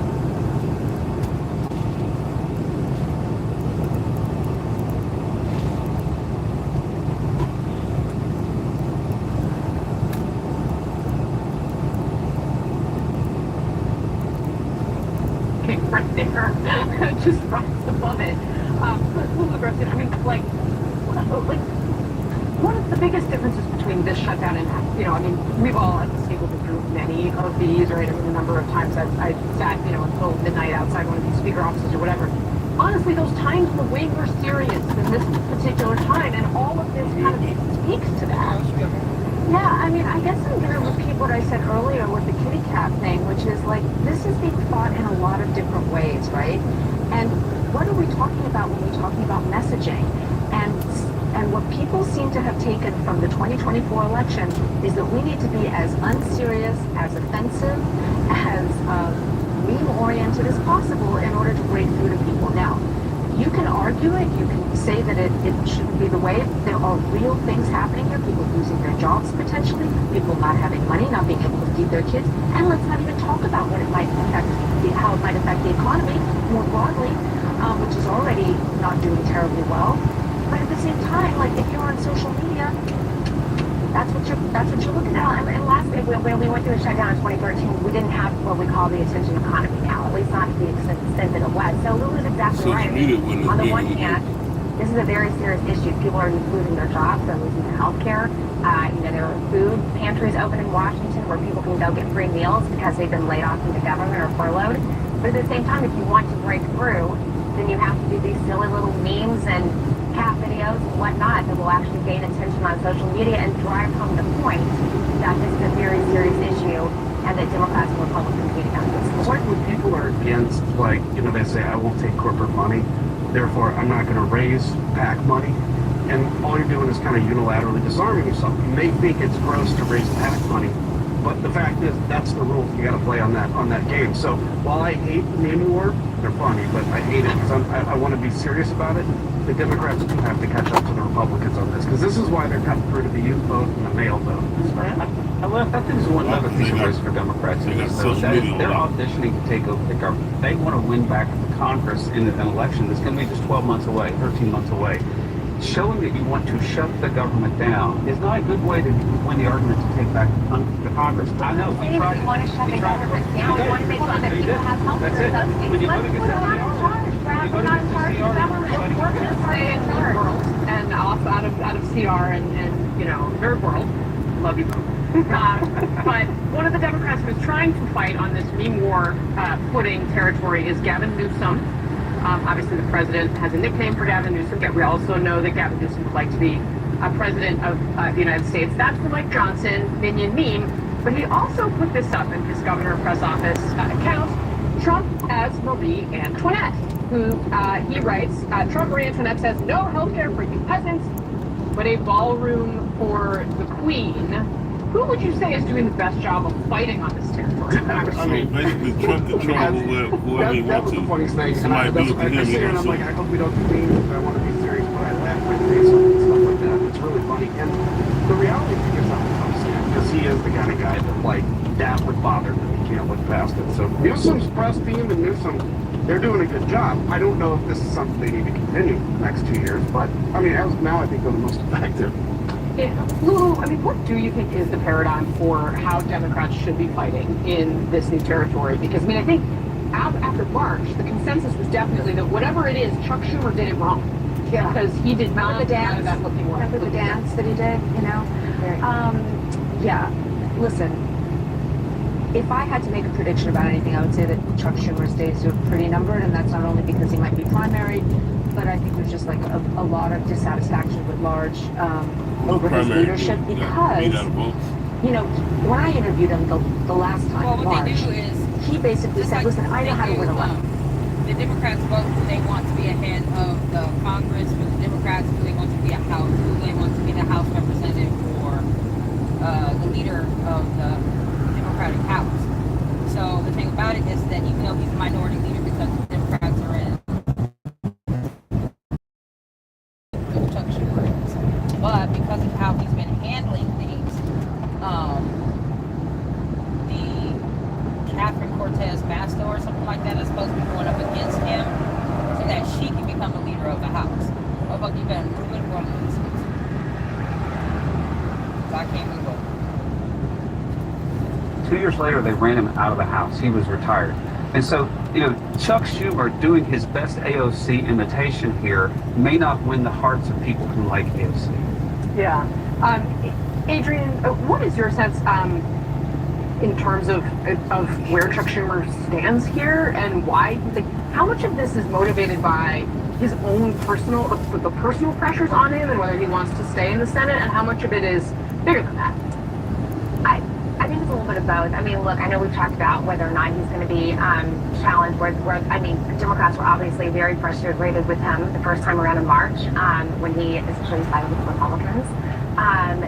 But the congressman is exactly right. This is our chance to fight back. We don't have a lot of ground here in Washington to do that. I think he heard that message, and he's doing the best he can. No, I do think that there's a desire also from some members to have a leadership change, but I'll believe it when I see it. There's no one that I've heard or seen step up and say publicly on the record, not on background or off the record to reporters, but publicly on the record and say, I'm going to take on Schumer and challenge him as a minority leader. So Isn't I'll that believe the it when I problem see it. Democrats dealt with in the 2024 presidential election, where no one would go on the record and say what everybody said privately about who was at the top of the ticket? Well, again, this is a smaller, putting you in a tough smaller constituency that would have to vote here. This is, we're talking about, close to 50 members as opposed to, millions of Americans. Yeah, elected Democrats heard very well, though. It's grassroots Democrats that don't herd well. On the Republican side, we don't herd well at all either way. And so I think you will not hear from the senators calling for Chuck Schumer's ouster until they too have cannibals camped out on their front porch. Do you get the sense, Brad, I mean, how much of a parallel do you see between what we're seeing from the left of the Democratic Party now and what the right went through that ended up with Donald Trump? It's totally true. We had the Tea Party in 2010. When that started, I would call this the Chai Party on the left. And it is when the voters of the base decide that the elected officials no longer have their back. You can not like that, you can like that, but you have to deal with it. Yeah, and the problem with that for Democrats, warning as a guy that's been through this on the Republican side, is the tendency is to say, well, as people get more radical on the left, or right in our case, let's bring them into the fold, let's give them something, and it actually ends up dragging your whole party that way. Now, it worked out for Trump, but I think it made the Like a charismatic leader. Can I just give a reality check with all of this, which is on the left and on the right, there is huge dissatisfaction with the status quo in this country. Yep. There are people who cannot make ends meet. They feel absolutely like they have been cut out of the process in this country, and Donald Trump did a very good job of bringing those people in, making them feel heard, and the Democrats are trying to do the same thing. This is actually coming, I would argue, from the bottom up and not from the top. And Trump has only made it worse in terms of cost since he's become president. All right, we're going to continue to be, talking about this shutdown as long as it is. I want to thank our friends in the Arena text chain for bringing us a different perspective. The rest of our panel will continue to be here. Coming up next, Democratic Congressman Jason Crow will be here live as the leaders of his party show no signs of budging in those funding negotiations. Plus, one state getting ready to go to court as the administration escalates deployments of federal law enforcement officers across the country. I see the guns and that in this room. You were unleashed. The handcuffs that you're carrying, they're not like you anymore. They're other criminals. So whenever you need to get it done, we're going to get it done. What? Just hearing the word IRS can make people break out in a cold sweat. No one wants to deal with the IRS, and now you don't have to. The good news is Legal Tax Defense has been successfully negotiating with the IRS. He was sending out federal agents to Portland and to Nashville, all of the cities that are ran by Democratic mayors is where he's sending them. He's not sending them out to any cities that are ran by Republicans, only Democrats. And even though the top 25, more than half of them are Republican cities, he's only sending them to Democratic cities. He said Democratic cities are the ones that have Democratic representatives. Those are the ones that are the most violent. So they're pissed. You have nothing to lose, but the thing about it is that realistically, according to what the Constitution says, is that the president is supposed to, that it's up to the state to call the White House to request the extra assistance of federal help to help them control a situation that's out of control, like during the riots. You know what I'm saying? They had to call the National Guard to help to calm everything down. But Trump is just sending them in there all free willy-nilly. So they're taking them to court just like Gavin Newsom took them to court. They ended up having to pull those troops back to where they were on federal land. They couldn't be out in the street. They couldn't arrest anybody. They couldn't detain anybody. They couldn't do anything. The only thing they could do is just stand there, and then if it got violent, then they could protect the federal agents. They can't do nothing else. They can't touch a regular U.S. citizen. 800-235-4364. But in Washington, D.C., that's federal land, so he can pretty much do whatever he wants to do. But like they said, you can send him out there, and then the more presence that's there, it might cut back on it because it might deter some people. But how long are you going to keep him out there? You going to keep him out there forever? Yeah, that's all you gotta do is wait for them motherfuckers. Right. Just like you said, perfect way to put it is that he's going to end up just putting a Band-Aid on it. Because once they leave, it's going to come back full force anyway. So the thing about it is, okay, do you have enough military to put in all these cities that you want to supposedly control all the violence and yet still have enough military to be able to be trained to protect the United States? You know what I'm saying? And then that's when he came about and said he wants to have military to train inside these cities. I can take the D in your house and I can transfer that D into me. It's a great crime, and it's happening all the time. So how can you stop the nightmare and protect yourself? Find out if you're already a victim now at HomeTitleLock.com. Use promo code RADIO. Of their $1 million triple lock protection, a title scan, and access to a title specialist, a $250 value. Don't wait. Go to HomeTitleLock.com now. Promo code RADIO. When disaster strikes, no amount of money is really unprepared. That's why I trust the 4 Patriots Gold Reserve Survival Package, a complete system for food, water, and power. Inside, you'll get shelf-stable meals that last up to 25 years. You can count on delicious, reliable food and most. Cleaner, safer water with breakthrough nanomesh filtration that targets over 200 contaminants. So even if that's one dry, you can still cook, clean, and stay hydrated. Use dependable solar power to keep the lights on and critical devices running. Your phone, CPAP, even a full-size fridge. Thanks to a lightweight solar generator that never needs gas and makes no noise. It's your complete survival system. And today, you're getting more protection while paying less.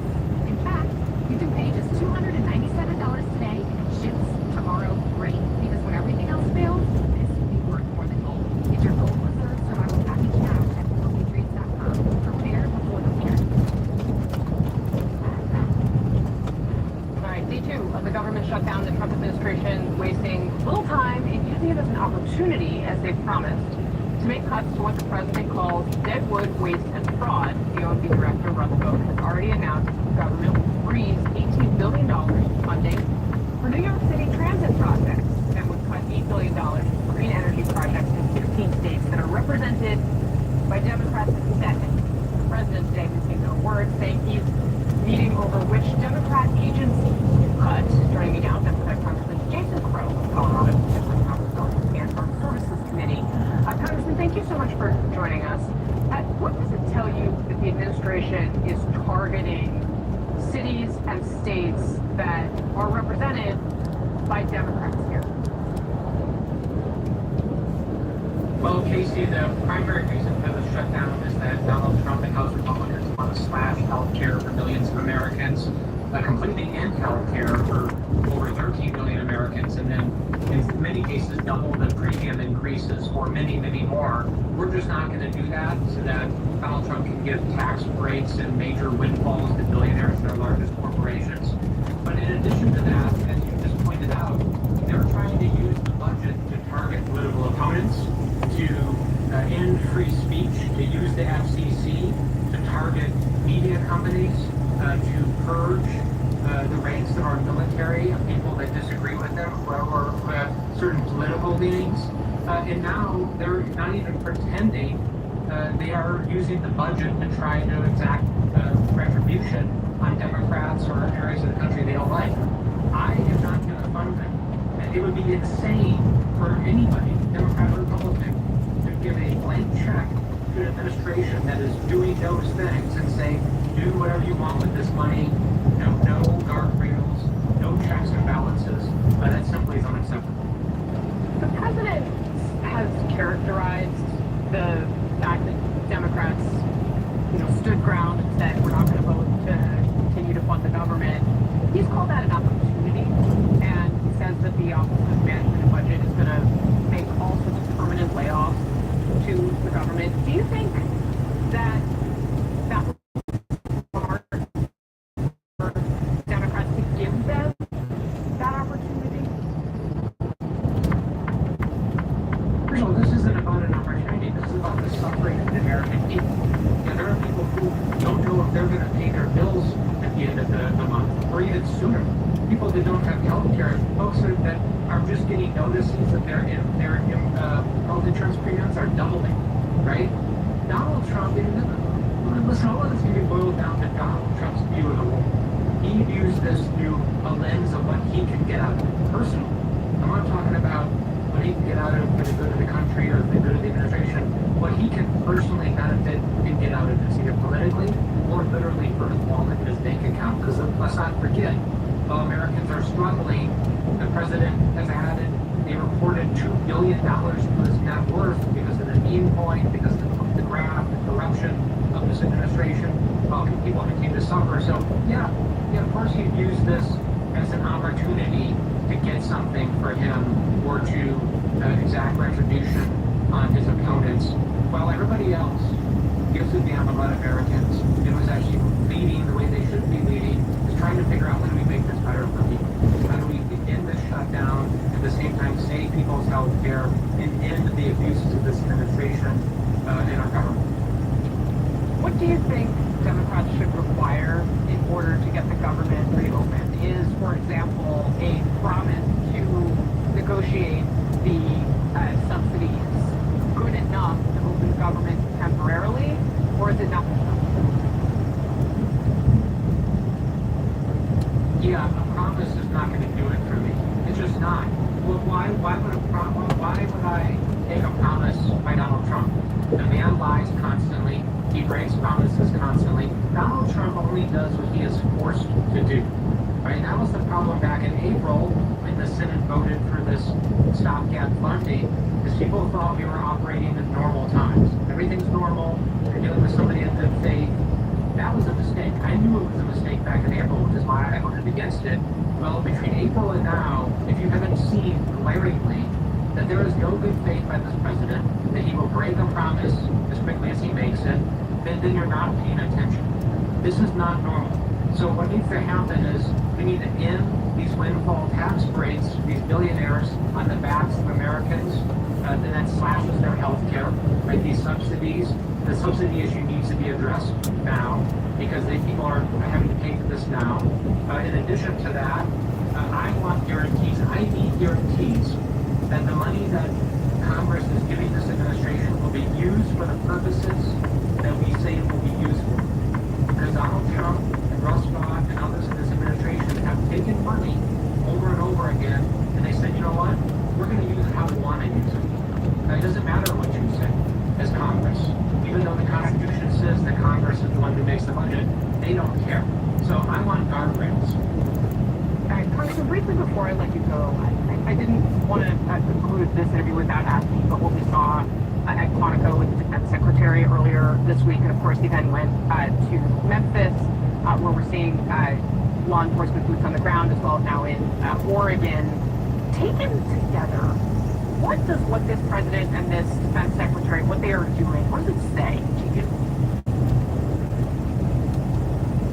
Well, first of all, packing hundreds of general officers, had generals and generals into a room so they could be lectured by Pete Hegseth on woke culture war issues and grooming standards is not something that you see in the United States of America or should see in the United States of America. That's something that Vladimir Putin would do. That's something that Kim Jong-un would do or she would do in a dictatorship, not in the United States of America, because it's not how we do business, right? And just imagine this for a minute. You've been serving for 40 years. You're a general. You have a dozen combat deployments under your belt.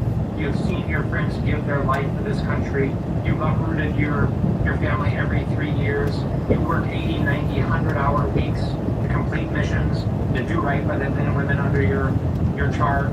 And you are called back last minute, away from your post, away from your mission, to sit in a room and to hear a TED Talk by Pete Hegseth on grooming standards, the right way to shave, how to wear uniforms, and making sure people aren't fat in the ranks.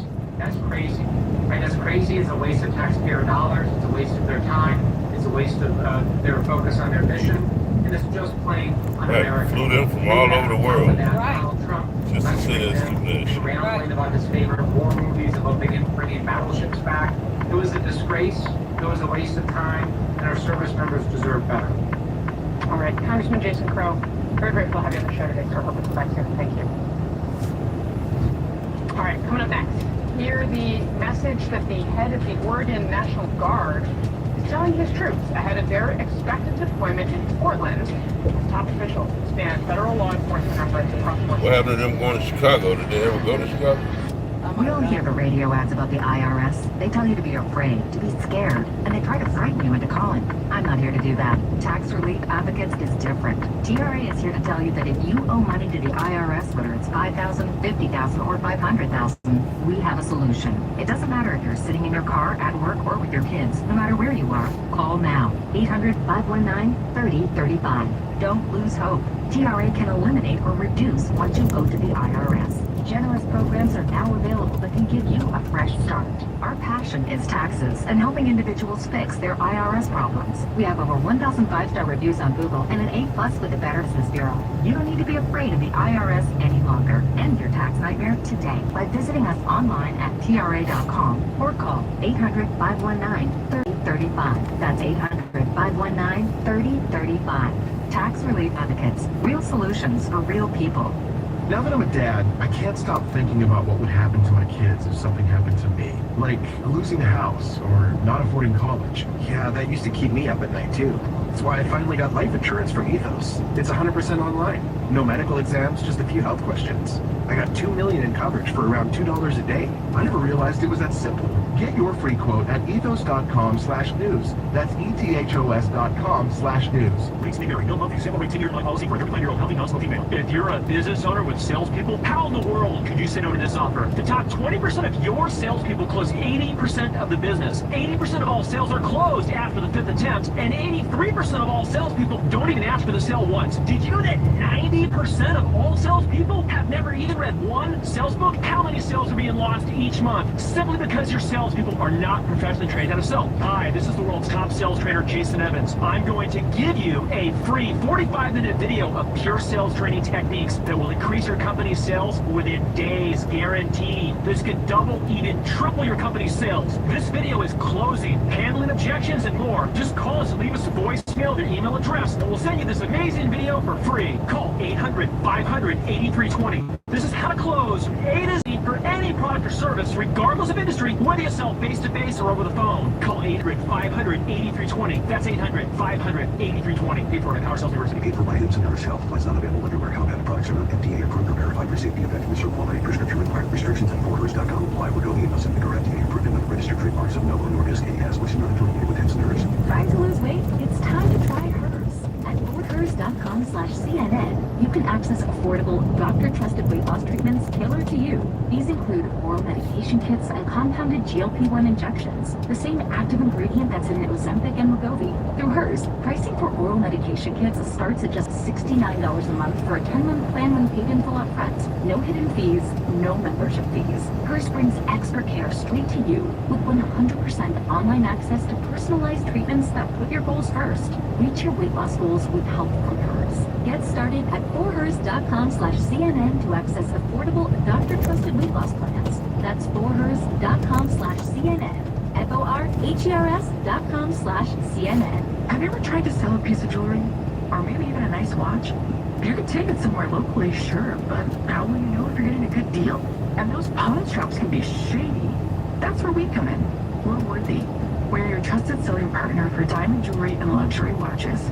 With Worthy, your items fully insured, shipped, graded, and then auctioned to a network of over 1,000 jewelry professionals. Payment is processed right after your item sells, and if your piece doesn't sell, then it's returned to you free of charge.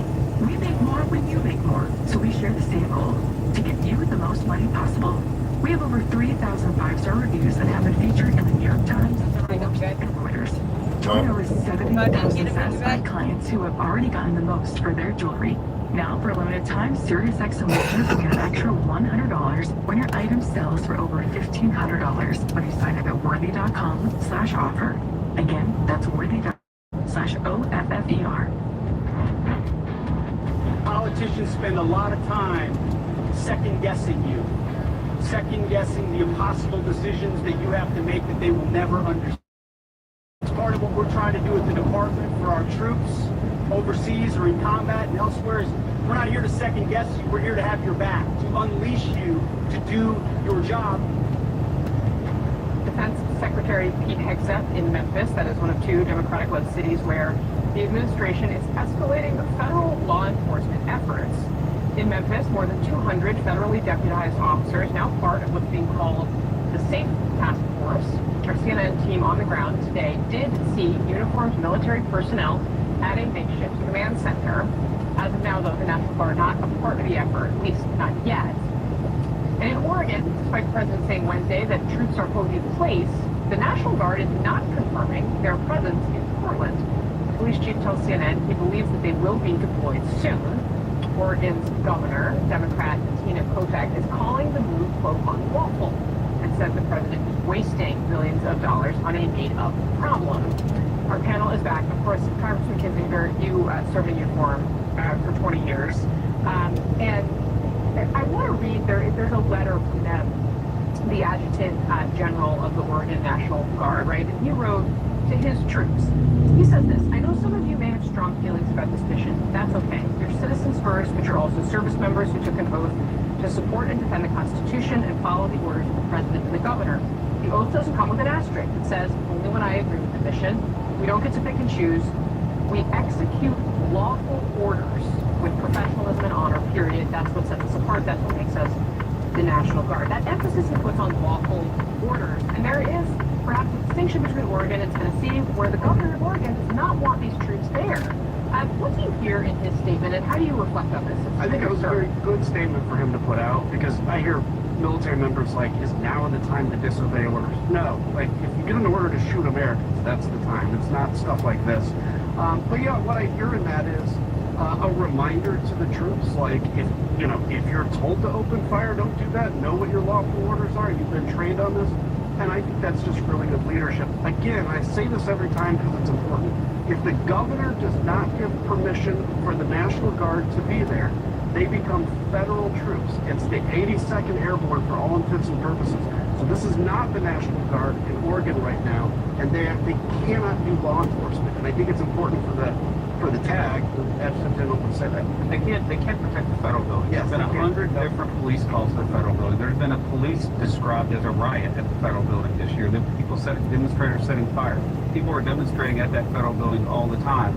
And the federal government can't come in and protect the federal building. In Memphis, there are going to be 150 National Guard members, is what Bill Lee said, the governor of Tennessee. They won't be armed. They won't be making arrests. They could be armed if the city police decide they want to be armed. That's not the plan. D.C. I mean, D.C. was a testing ground for a lot of what is happening, and D.C. is different because of its status.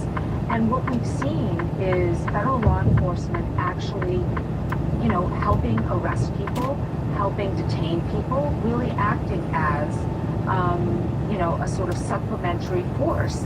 And the question that so many people have is, first of all, is that the role that we really want for our federal government, to be policing and arresting American citizens? And in some cases, they're not American citizens, but they are going after them in ways that are very, very problematic. And so, all of this, where is it going?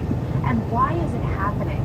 Because, what I hear a lot of people asking is this the United States of America, or is this the United States of MAGA? Are we now 2 countries where you have the white people, the red people, and then the blue people get penalized, and the blue cities get penalized, and they get forces put in there? Or are we one country and a federal government that represents them all? The question is, we're a safe country. In the Biden administration, they searched people from other agencies into D.C. That was a Biden proposal to do that. You have 13 agencies sending law enforcement people to this federal agency, and that's the same thing that the governors asked them to come. Well, that's the governor. Yeah, exactly, in terms of lawfulness. So speaking of governors that are involved in this, one of them is J.B. Pritzker of Illinois, also, I think for context, a likely 2028 Democratic presidential candidate. Here's what he said recently about the president. It appears that Donald Trump, not only has dementia set in, but he's Putin sending troops into cities, thinking that that's some sort of proving ground for war, or that indeed there's some sort of internal war going on in the United States, is just, frankly, inane. And I'm concerned for his health. There is something genuinely wrong with this man, and the 25th Amendment ought to be invoked. Adrian? This is how you do it. I mean, he presented a very simple, clear, concise message. He drew the contrast. He made it very clear. He's, you know, to the congressman's point, I mean, it's up to the governor. So he made it very clear he doesn't want the National Guard coming in. And I also want to add the fact that while, yes, maybe some have like helped a little bit with law enforcement side here in D.C., I've also seen quite a few guardsmen picking up trash, walking the streets without anything to do. These are people who are being taken away from their families, who are, you know, maybe some of them taken away from their jobs.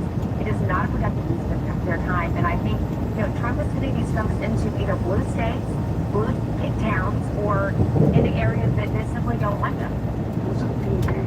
I think, honestly, to desensitize the American people to troops being in their city. That's what's frightening to me, because the military cannot be played politics with. All right, that's a good place to wrap up this conversation. We'll be right back. Attention! Have you racked up $10,000 or more in credit card debt?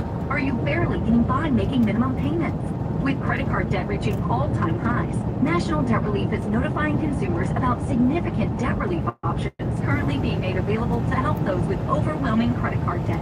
These options may reduce a large portion of credit card debt for those who qualify. You don't need to declare bankruptcy or take out a consolidation loan, and you may only have to pay back a fraction of what you owe, even if you have bad credit. National Debt Relief has already reduced the credit card debt for more than 550,000 consumers, so don't wait. If you owe $10,000, $20,000, or even $100,000 in credit card debt, you can now take advantage of this financial debt relief as the cost of living continues to skyrocket. To check what debt reduction you may qualify for, call 800-300-9988. 800-300-9988. Again, that's 800-300-9988. The IRS finally caught up with Louie. I paid my taxes in 8 years. He was in big trouble. We're going to take your house, earnest your pay. Louie found out about Optima Tax Relief, America's #1 tax relief firm. I don't know the IRS anymore. It was because of Optima Tax. Call Optima now for a free consultation. Give Optima Tax a call. They can help you. Call 800-613-8836. 800-613-8836. Optima Tax Relief. Actual client compensated for sharing their experience. Visit OptimaTaxRelief.com for details. Prescription products require completion of an online consultation with an independent healthcare provider and are only available if prescribed. Subscription required. Additional restrictions apply. See website for more details and safety information. Is Cialis Daily really better than Viagra? If you like spontaneity, the answer is yes. So when the mood strikes, you're ready to go. I felt like a young man again. My wife is definitely much happier. When you take it, you're ready to go. Does Cialis Daily last longer than Viagra? Guys are raving that the results last even longer. My partner thinks that I am a rock star. Because it is effective, I say I'm not saying I. It's literally life-changing. Does RexMD really work? Over 85% of guys said not only does it work, they saw results the very first night. And you can get your first month free at freerexmd.com with medication delivered direct to your door. There's no copay, no doctor office visit, and your shipping is always free. Visit freerexmd.com to get your first month free. That's FREEREXMD.com.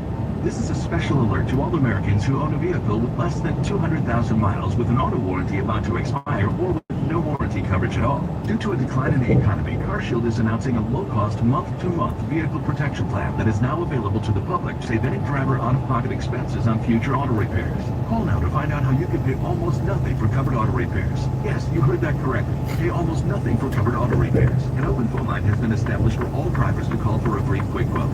Call 800-651-5982 now. Drivers who are covered will not have to pay for covered repairs again. This protection plan is at an all-time low. Additionally, drivers who activate this vehicle protection today will also receive free roadside assistance, free towing, and car rental options at no additional cost. Call us for your free quick quote today. 800-651-5982. That's 800-651-5982. What do you have to lose? Call 800-651-5982. Again, 800-651-5982.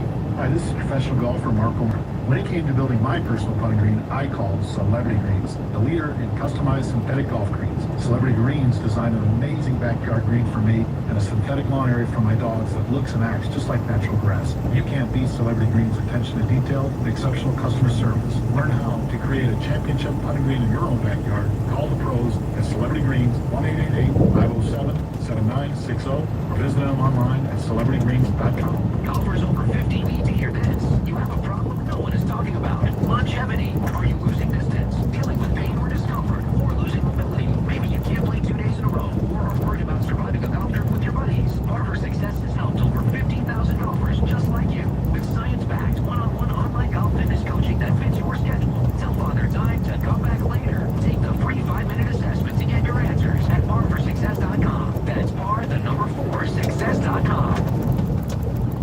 Thanks to my panel for joining us today. I really appreciate it. Thanks to all of you at home for joining as well. Don't forget, if you've missed any of today's show or any of our shows, you can always catch up and listen to the Arena's podcast. Just scan the QR code below. Follow along wherever you get your podcast.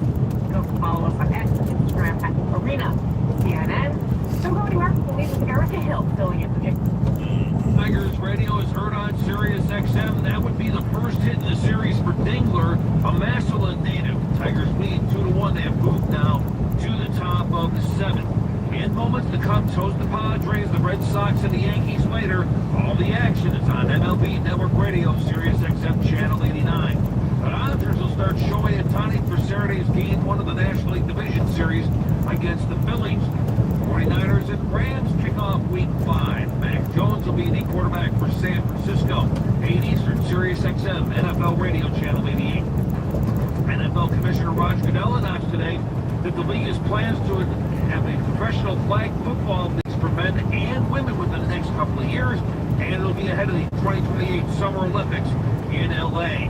Duke added 2 years to the contract of head basketball coach John Shire, thus his deal now runs through 2031. From hockey, the Ducks made defenseman Jackson Lacombe the highest paid player in team history.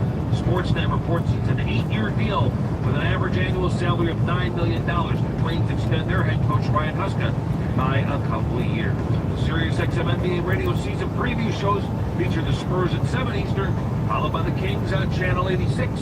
Sirius XM Sports, I'm Zach Verkas.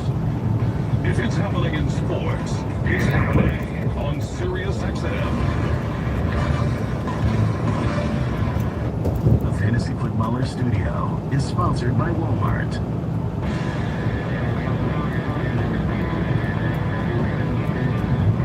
Welcome to the Fantasy Footballers Podcast with your hosts, Ian Holloway, Jason Moore, and Mike Wright.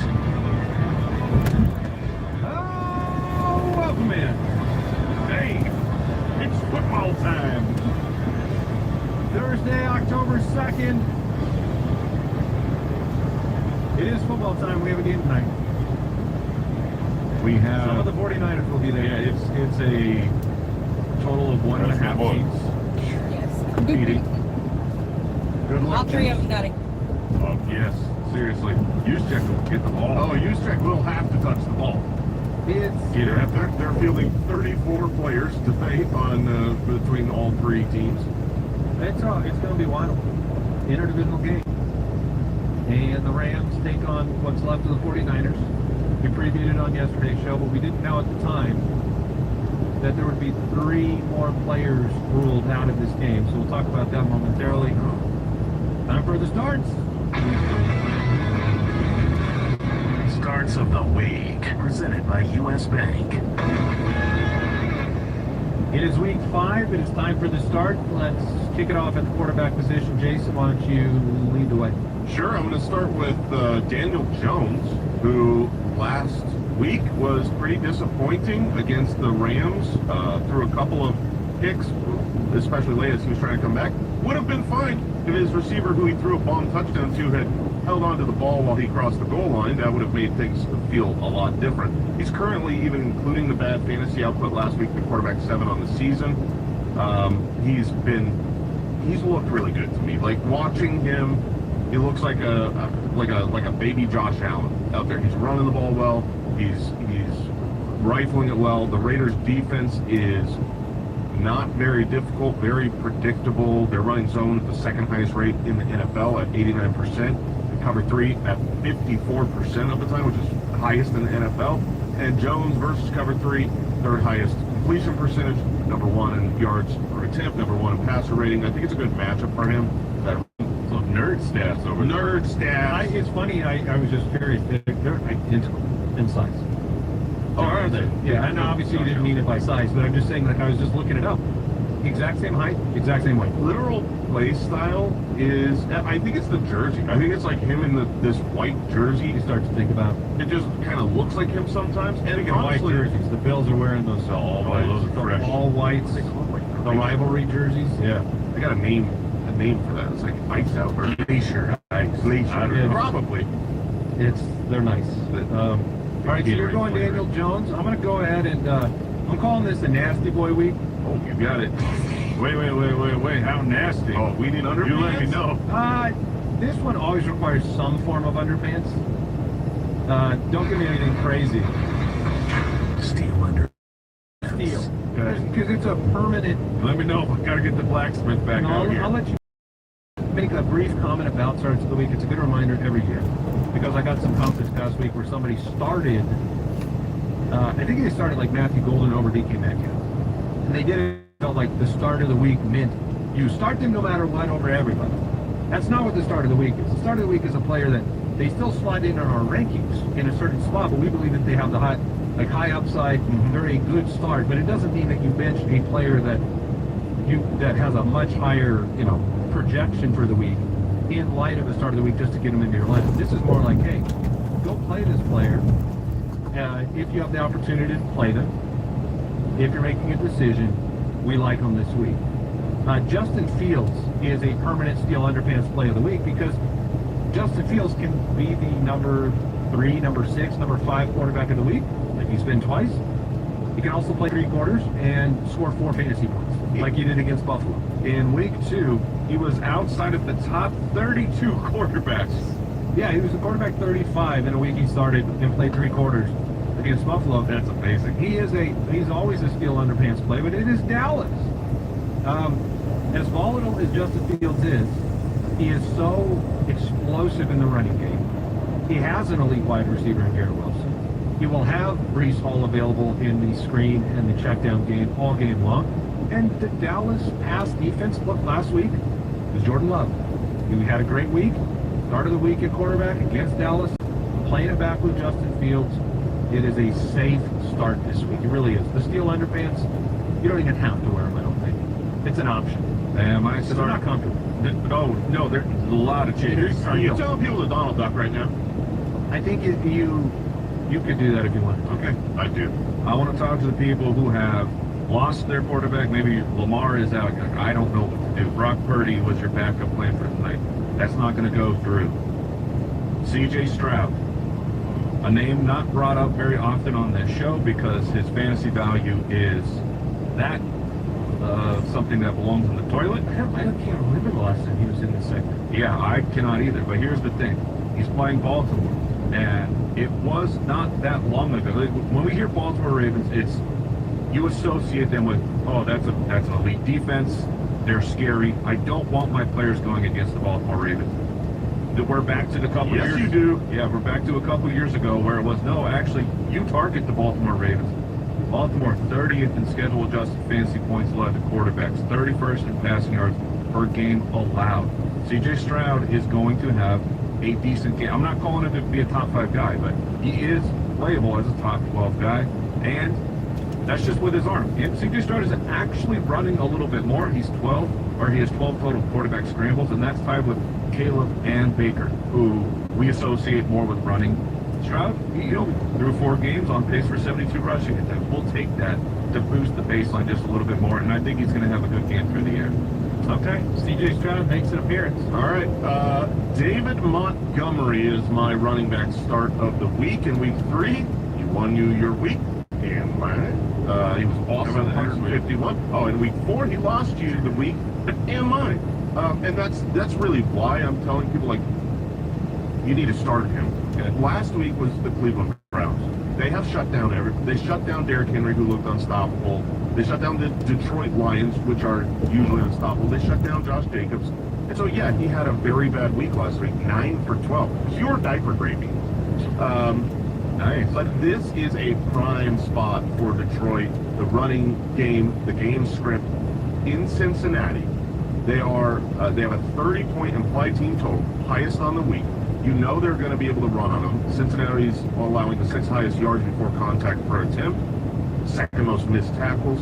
They're going to be up. They're going to be running the game out. They don't need to have, 2-minute drill, Jahmyr Gibbs in. This will be a 50-50 timeshare. Gibbs and Monty should both have an awesome game. So if you've got Montgomery, make sure he's in your lineup. Well, you just talked about Baltimore. I want to go Woody Marks. You talked about C.J. Stroud. Woody Marks is emerging not just as a running back, a rookie running back that impacts fantasy, a rookie running back that can catch the ball. I mean, he was 4 for 50 in the receiving game. I think C.J. Stroud has found his kind of maybe alternate option to the slow Dalton Schultz. He doesn't have a lot of options in the receiving game that have worked out outside of Nico Collins, who's been a little disappointing. And this was a big week, and we're chasing it with Woody Marks. Baltimore's a great matchup. You talked about it at length. And the Ravens cannot stop the run. You talked about everything about nothing. No, they're dead last in fantasy points allowed to running backs. They are the best matchup for running backs. And I love the comments from Houston's head coach coming out and saying, "Look, can he handle more?" I like hearing that when you've gone out and he's the #1 waiver wire pickup. So I'm going to go with Woody Marks. I'm going with a classic here. We're going Alvin Kamara. Okay. Super Camario. Is he still on the sink? He had that button. He's still there. I don't have the button yet for me. Oh, we got it twice. Super Duper Mario.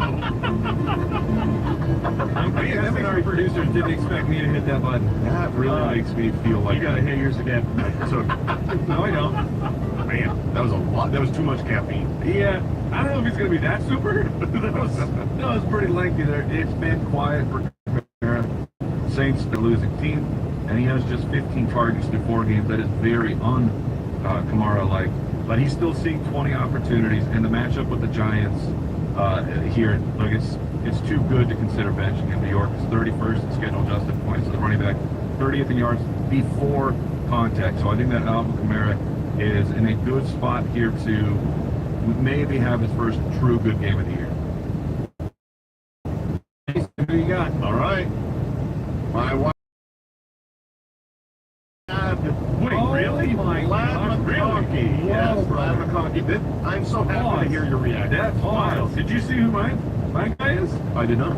Okay. It's not Lad McConkey. Oh, okay. Well, yeah, I mean, that would be unfortunate. The teammates, that would be. I really didn't look at yours. The teammates can both be good, but through the first month for Lad, it has not gone well. Oh. It's been very disappointing, and I think a lot of people are saying, do I need to bench Lad? I am. Okay, so a lot of people. Then let me talk to you. Yeah, because he is currently still seeing the quarter of the team's first 3 targets ahead of Keenan Allen. He's in the slot a lot. The matchup, I brought this up last week for Drake London, that the matchup against the slot was very difficult 2 weeks ago when he had a bad week, and it was much better. He should have a better game last week against the Commanders. And he did. Drake London went off. Lad McConkey is getting first 3 targets. The offensive line is hurt. He's going to need to, Herbert's going to get the ball out quick. He's going to go to Lad a lot. Lad is going to have easy matchups in this one against Washington. And, other wide receivers seeing the same first 3 targets as Lad McConkey. Pickett, Ibuka, they're there. Lad is not a bad player. It's going to work out. So I'm just trying to tell people, you started him and had bad games. You're going to hate yourself when you bench him for a good game. I think a good game is coming this week. Okay. All right, I'm going Xavier Worthy. We underestimated the immediate impact he was going to make on the offense. I certainly did. Which is another way of saying we overestimated how maybe incapable the other receiving options have been, including Hollywood Brown. Yeah. Juju has his role. Tyquan Thornton, he caught a touchdown. It was his only target, I think, of the day. He had 1 or 2 targets on the day. Xavier Worthy was the clear wide receiver 1 in this offense, targeted on 32% of his routes. He got the end arounds, he gets the running opportunities. It's a primetime game where the Chiefs are road favorites. I like them having to use him in lots and lots of different ways. So I'm going to go, I've got him near the top 10, top 12 this week. Wow. I'm going to go Xavier Worthy. Yeah, the Tyquan Thornton run there was pretty wild. He's in the 70% of snaps, 4 targets, 5, 9, And then down to 34% of snaps, 2 targets. Thank you for your service. You are on the bench now. Yeah, deep shot guy. It's wild. All right, I've got Lad's partner in crime over there. I'm going with Huge as we're 4 weeks in. We have 4 weeks of data, and I still see plenty of people questioning whether or not it's for real with Quinn Johnston and just waiting for the shoe to drop. Now, of course, we're making it very public of him being a start of the week, so that's usually when something will go wrong, because that's what fantasy football is. But we talked about him at length on this week's Dynasty podcast.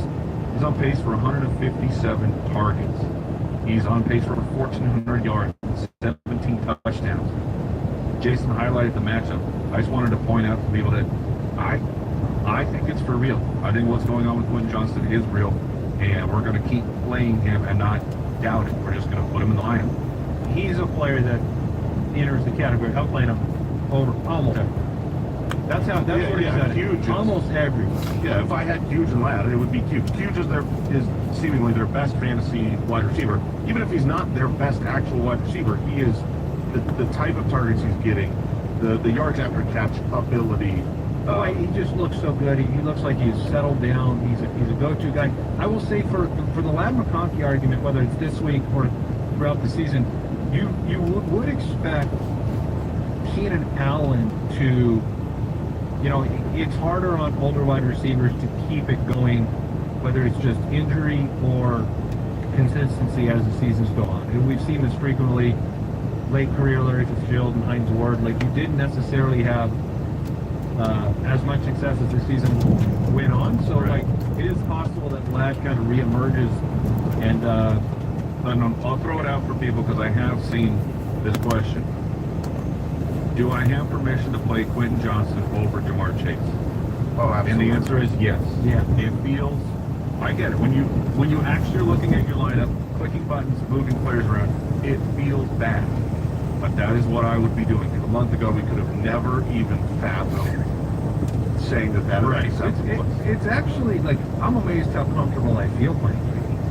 It's not a challenge for me right now. That's why I was surprised after a couple of days. He's heard people saying that. It's still on my Twitter. I'm getting questions about Huge. What do I do here? Do I trade him away?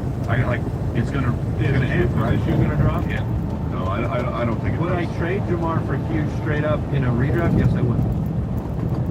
I mean, I'm the one now saying it. Jason's face says, okay, but Who said that? Josh asked the question, would you trade Jamar for Q? Right. And for the audio audience, I just want to make sure they understand. Jason Randall. No, that was it. All right. My start of the week. You would too, Jay. So would I. I don't want to see it though. I know. You can't be on that record. Right. Yeah. My start of the week at tight end is a guy who played only 28% of snaps in one game on the season. What? It's Darren Waller. Oh, he picked him up. He was on the ramp up plan. And the ramp up includes a lot of ramping. He's still ramping up. I mean, he'll probably get 50% of the snaps this week. But that's more than enough for me. I agree. I mean, without Tyreek Hill, you see how utilized the tight end position, like the new Tua. I mean, Jonnu Smith last year was this was his basically their first number game one back, target. and because Tyreek got hurt, The he first got week 2 that Darren Waller touchdowns. is It's not like active, he made it. 2 touchdowns, utilized, has plays flies drawn on short up passes. for him, which is something Miami hasn't had through the first month of the season. And then the They say he matchup looks is good. great. Like Carolina got a the weapon. first month, the Panthers are 26th against very first fantasy week, tight ends, and they're giving up very the first second week most he played, receiving he got yards per 17 game points. to the tight end position. So Just like you he's spent stepping up, into Andy, the role you spent that they up wanted to from him. get Darren Waller That Johnny playing Smith against did him. last year. Congratulations. I think he's a good start. All right, I'm going to go Dalton Kincaid. That's right. Wow. He's a tight end on the season through 4 weeks. I can't believe getting away with it. We get questions every single week as to whether you can ride it. Like, nobody that I know has considered him to be a locked-loaded every week tight end starter. Very often he's second tight end on your roster.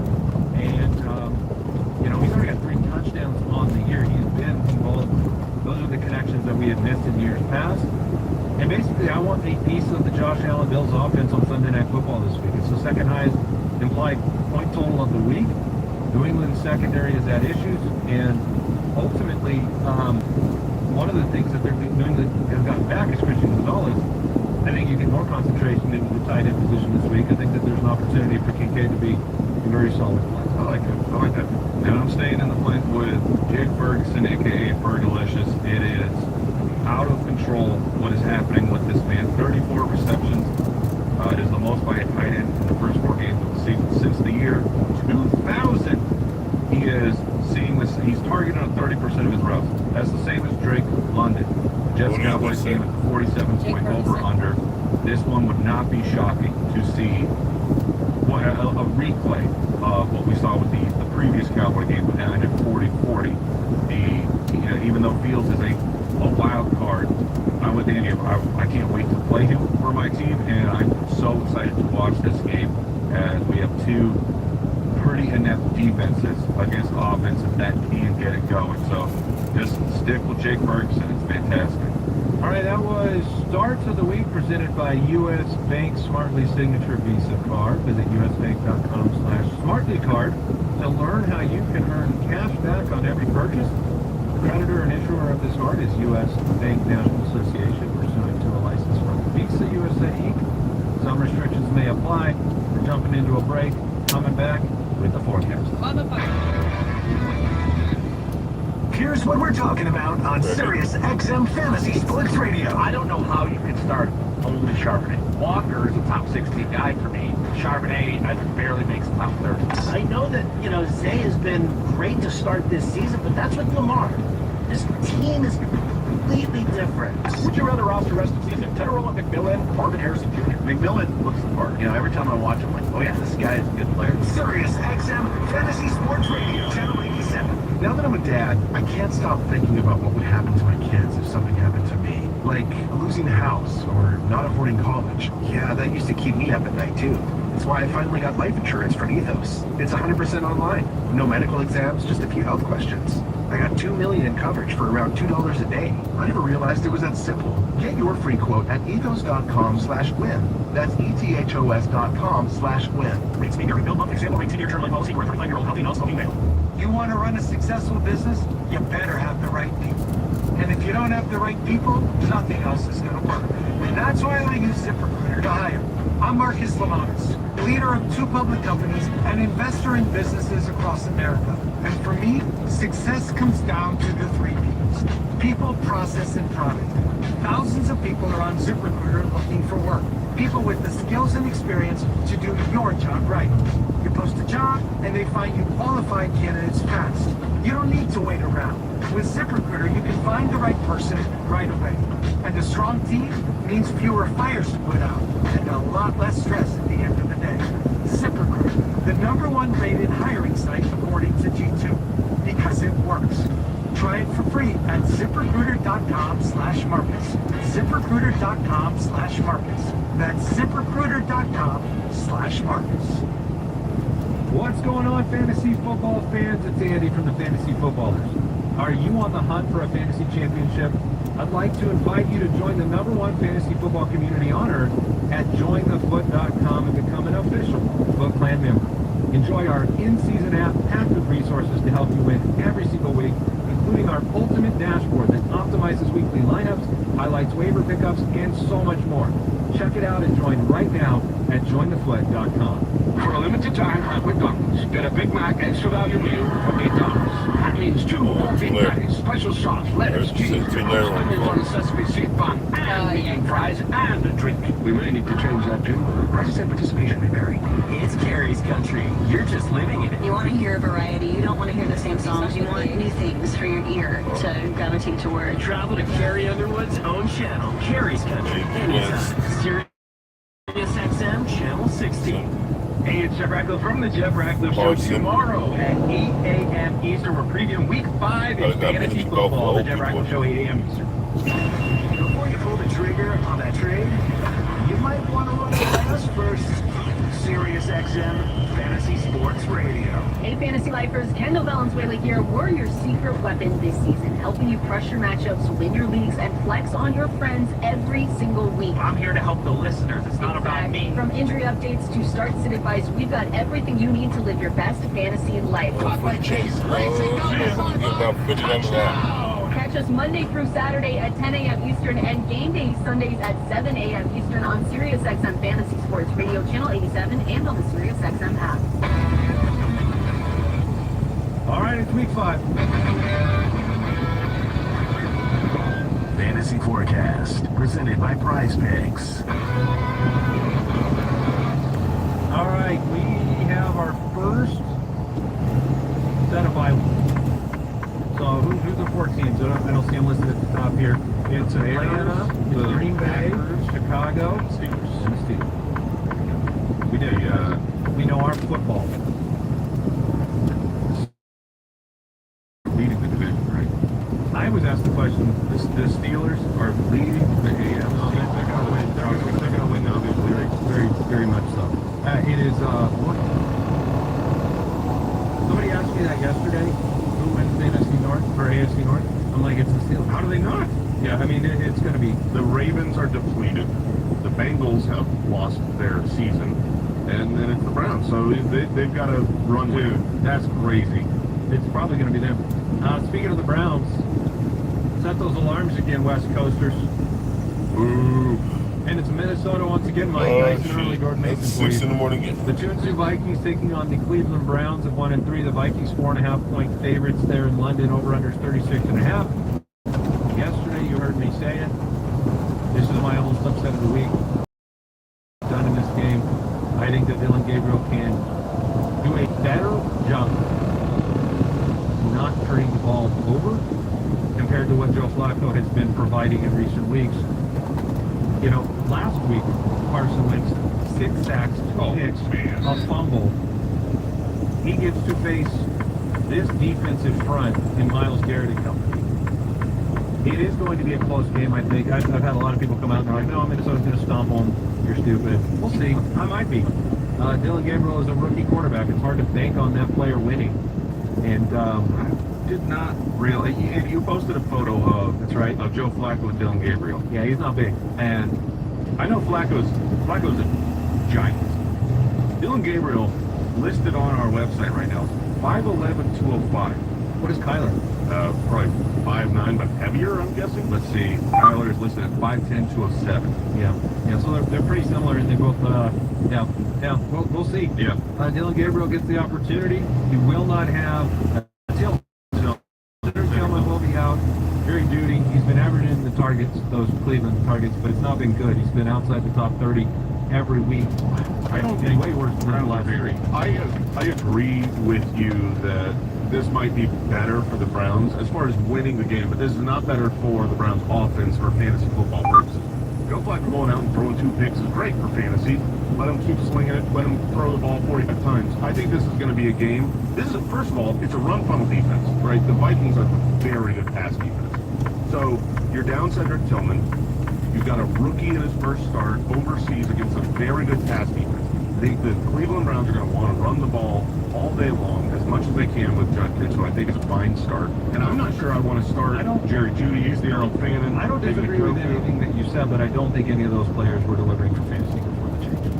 None of them were. The only player I'm actually interested to see in the passing game this week is Isaiah Bond. I think Isaiah Bond's going to have a huge opportunity.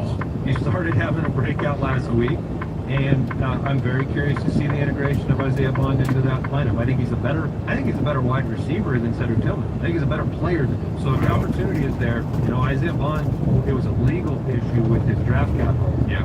It was not a talent issue. He's a very talented player. They gave him a decent, fully guaranteed contract as an undrafted free agent because once his legal stuff was in the rearview mirror, then teams were like, okay, now we've got to compete for him. So he's an interesting pick, and I do think from a distance. Judkins and log out for the Browns. Yeah, even Fannin. If I'm playing one of the guys, I'll play Fannin. Are you talking about the tight ends? Yes. I'm not excited about it. It's a shame that Jerry Jeudy is, who he is. Jerry Jeudy is Jerry Jeudy. Jordan Mason, he's an RB20 on the season. He's going to get a bunch of opportunities. Dowdle or Mason, Mike? If Dowdle got the start by himself, would you play? I would play Rico Dowdle. Would you really? Yeah. Okay. Jordan Mason. That's profound considering Mason's. I'm the Jordan Mason guy on the show. I love him.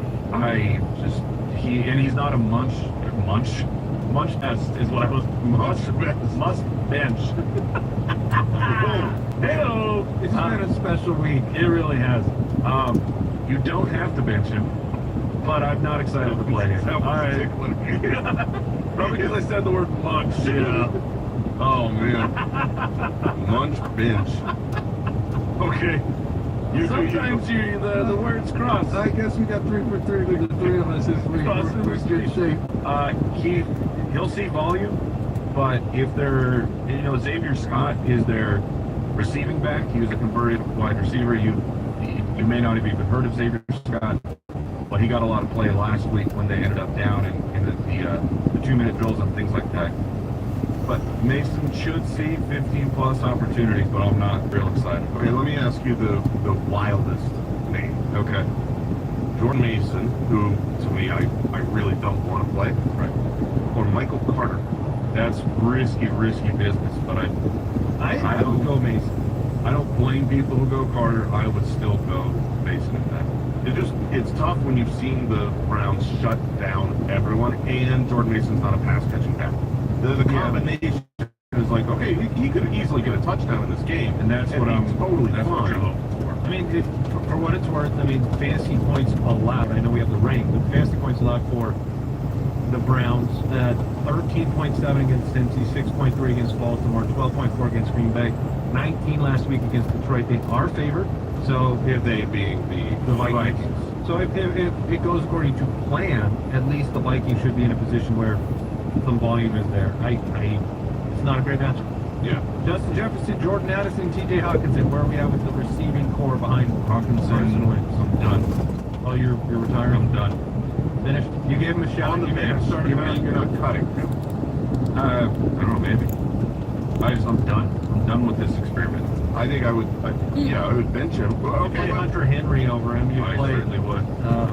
I would play Henry, Kelsey. I'd play Dallas Goedert. I would play Mark Andrews, who I'm also done with. Definitely Waller. Would you play basketball? Tonjas McBasketball. Would you throw in Tonjas McBasketball tonight? Yeah, I was too. I do believe I'm what's fine coming with up, that. I'm just not sure. I'm fine with it. You are done.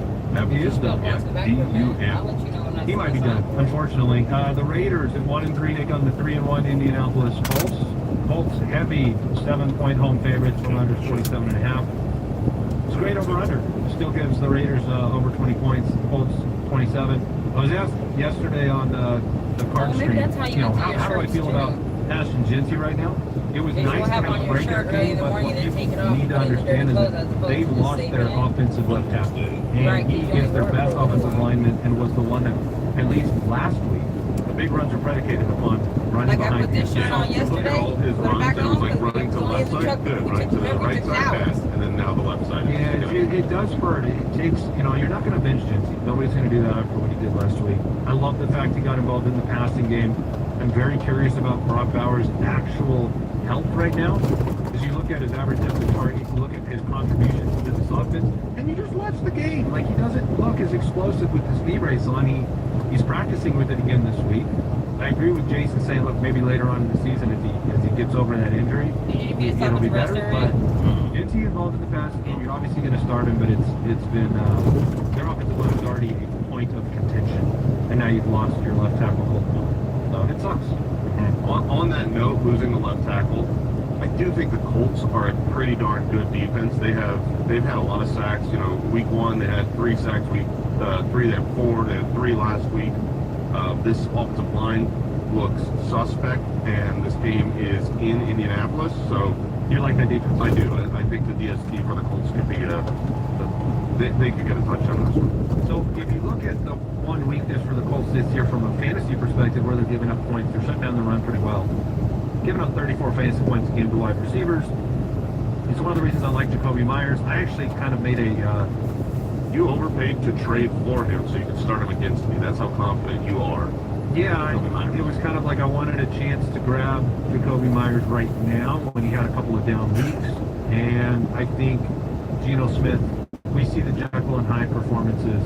I think Geno can get him the football, and I think part of Geno's failures in the last 3 weeks has not been getting Jacoby Myers the ball enough and relying on deep shots to Trey Tucker or other players. So I kind of like Jacoby this week. I like the target share. Yeah, right now Colts are 29th against fantasy wide receivers, so it makes sense. And then Bowers, you're playing Bowers. Yeah. But you're doing it with just not the expectation he's going to carry you right now. It's a bummer. Daniel Jones, Jason start of the week, Jonathan Taylor. Yep. Oh, yeah. The rest of the season rankings, Jonathan Taylor is what, Top three? Three? Yeah. Or running backs? He's 2 or 3. Jason, you picked up DJ Giddens to ensure you're Jonathan Taylor right now. It's worth mentioning that you want to not be in that position where you like an offense, your guy goes down, and then you don't have the next man up. We got to see in week 1 when the Colts were dominating Miami and Jonathan Taylor just rode the bench in the 4th. We saw that Giddens was clearly the guy behind. You know, that wasn't for sure coming into the season. So it's one of those situations where even if you don't have Jonathan Taylor, he's a good insurance back to be aware of in Giddens. If you do have Jonathan Taylor, you should get that insurance policy to pick up DJ Giddens. In the passing game, I think Pittman's been great. Warren. Yeah, Pittman and Warren, they're really good. I mean, Pittman in his 3 games, I told you week 2 to bench him against Surtain. He had a down week. Outside of that, 8 targets, 6 for 80. Good rapport. 6 for 73 and a touchdown. 5 for 41 and a touchdown. He's been pretty much he's been a top 24 wide receiver almost every week. And you know these Daniel Jones were going to be, and it seems like Michael Pittman is the go-to receiver, and Josh Downs, contrastly, isn't. With Tyler Warren being so valuable on those short and intermediate targets, like I have a bunch of leagues where heavy bye week, right? You know, I have some leagues where I have 4 or 5 guys on bye. Josh Downs had been sitting on the bench and going, am I really going to put Josh Downs? And I'm just pivoting it. Yeah. I'm going to sign somebody else, whether it's a Marvin Mims, whether somebody, Isaiah Bond. I play Bond. Yes, I would play Isaiah Bond over Josh Downs. I don't blame you. I'm doing that. It's been very bad for Josh Downs. He just the production he put up last year has not led to an increase like workload. That the snaps are still right in mediocre, right in the middle, and he's not getting targets. yeah, I completely agree with the sentiment being shared that Josh Downs is not someone that you can If you need 4 points, he's your guy. But I certainly, I mean, I'd say for 4 points comes from him. You have to have a bet between Isaiah Bond and Josh Downs. That's too easy. You know you don't like that I hit that button. Waterbed. You know you're scared. Oh, I'm not scared. The rookie we have not seen in a very tough matchup versus Josh Downs, who we know is good in the NFL. We have seen against the Washington 28. Bond probably scored more fantasy points last week than Downs did in a full game. Go look it up. He had last week Bond had 7.3. Downs high is 8.1. So you can look it up. You already had it in front of you. I did last week, right? But on the season. Oh yeah. Yeah, of course. Bond wasn't playing. Tillman was playing. Most importantly, nice pivot. Wait, he couldn't play ahead of Tillman, who you said's not a good wide receiver? He's got it now. Isaiah Bond. Isaiah Bond is not good. You are. I'm going to be honest with you. Your Brown snakes right now are suspect. They're flamed with emotion. You got Tillman, Burns, all up and down your body. Genuinely, I wasn't a big Isaiah Bond fan. Like he was being rumored as a first round pick. It was like him and Matthew Golden. Yeah, teammates. Him and Matthew Golden, I just felt like in the draft process were being too overblown. They're not bad players, but they're not the hype train that I think people have. Obviously, he's very famous. The Giants are 1-3. The Saints are 0-4. The game's in New Orleans, and the Vegas line, New Orleans -1.5. The Saints favored. The over/under is 42.5. I guess you have to favor someone, don't you? I mean, I was like, when I see the Saints favored, I'm like, whoa. It's weird. When I pull up the book, it's like, who cares? Are you sure the lines are off? Did they make somebody like a fun game inclined to be a tie? I mean, as much excitement as there is around Jackson Dart, there's going to be growing pains, and I don't think there's going to be high passing volume. You lost Malik Neighbors. We had the scramble, Wandale. A lot of people had him rostered. Darius Slayton. Yeah, if you get a deep shot from Jackson Dart, I'm not sure how many times they'll give him the shot to do that. They're going to lean on Scattaboo. They're going to lean on the running game. 10 attempts last week for Jackson Dart. But if you had to tell me, I would be very curious where his passing yardage line is for Jacksonville. Right. I'm guessing 150. Something like that. Somebody look it up. Kyle probably. Kyle I would guess it was going to be 181, something like that. So it's just the upside there in the passing game. 174. So we'll see what happens. Alvin Kamara, Mike, you mentioned him start of the week. Cam Scatterboo, he's an every week star right now, right? He is. In the Saints defense, 25th against the run. Scatterboo should be good. Kendre Miller, I believe by several metrics, has been the most effective running back in football so far this year on very limited touches. Breaking a lot of tackles. Yeah, he's doing some work. It is interesting because there have been Alvin Kamara rumors. This team, the Saints, they're winless. Alvin Kamara could help a team like Kansas City, a team like Arizona, who's lost 2 starting running backs. Somebody making a push. Now, we don't think Arizona's going to compete and make the playoffs. But they're 2-2. They're probably going to beat Tennessee this week. They think their offense is They're going to be 3-2. They love their offense. They're firing on all cylinders. Yeah, so I think Alvin Kamara, if he's trying to win, Kendre Miller becomes relevant, and that's a reason to put him on the bottom Yeah, of they the lost James Conner we talked and to Miller on freaking Trey Labor Day Benson. of someone who is, you could pick him up. Remember I told you I was going to get James Conner, and then I got his back because I know James Conner always gets hurt.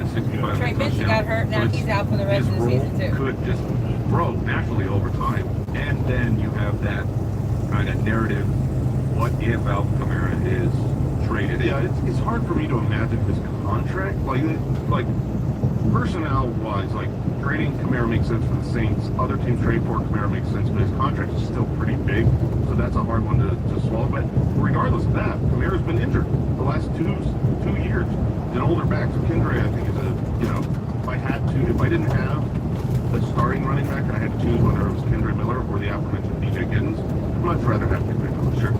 Yeah, just to go back to the contract, because I'm guessing we're going to bring up Alvin Kamara's contract for a while. I have built it up because he was at the... he's under contract until 2026 to that last extension. So it's pretty big dead money if he's coming for being Should be able to just put that big cap piece in number there. next year. I'm looking at over the cap. His cap is at 18.5. Now, I don't know if that entire Or thing maybe you can break it in half. transfer over, because probably some of that is a signing bonus that the Saints would eat should they trade Kamara. Because his guaranteed money next year is only $3 million. Yep. But then the following year, his dead cap's like 18 million. No, that's the year I'm talking. Oh, okay. Olave, he is startable. Yep. Good matchup. But you're not allowed to smile very much. No, when you do it. A lot of targets. This is your guy to get you 10 points. If you're taking the shot on Giants wide receivers, not name league neighbors at this point, Darius Slayton had 22 targets in the 2 games that neighbors was out last year. I don't think the passing volume will justify that this week. No, it will not. Who would you play, Darius Slayton or what's another name that's like Shaheed on the other side, who's got 4 receptions every week? I would play Slayton. I think Slayton profiles to be their number 1 wide receiver here without Malik Neighbors. Slayton or Josh Downs? Oh, they're back-to-back of my rankings. I was just looking at that, and I would go Slayton. I would play Slayton. Yeah, Downs' receptions, they leave a lot, unless he's in the end zone, and then you're going to be bummed out, unfortunately. All right, we'll take a break and jump into some more matchups. Hey, it's Taylor, and we're celebrating a brand new era. Are you ready? Welcome to the life of a showgirl on my channel. Now for a limited time.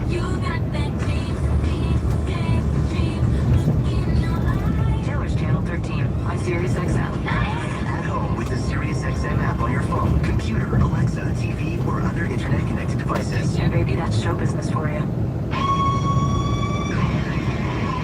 This is WWE superstar Natalya, also known as Natty.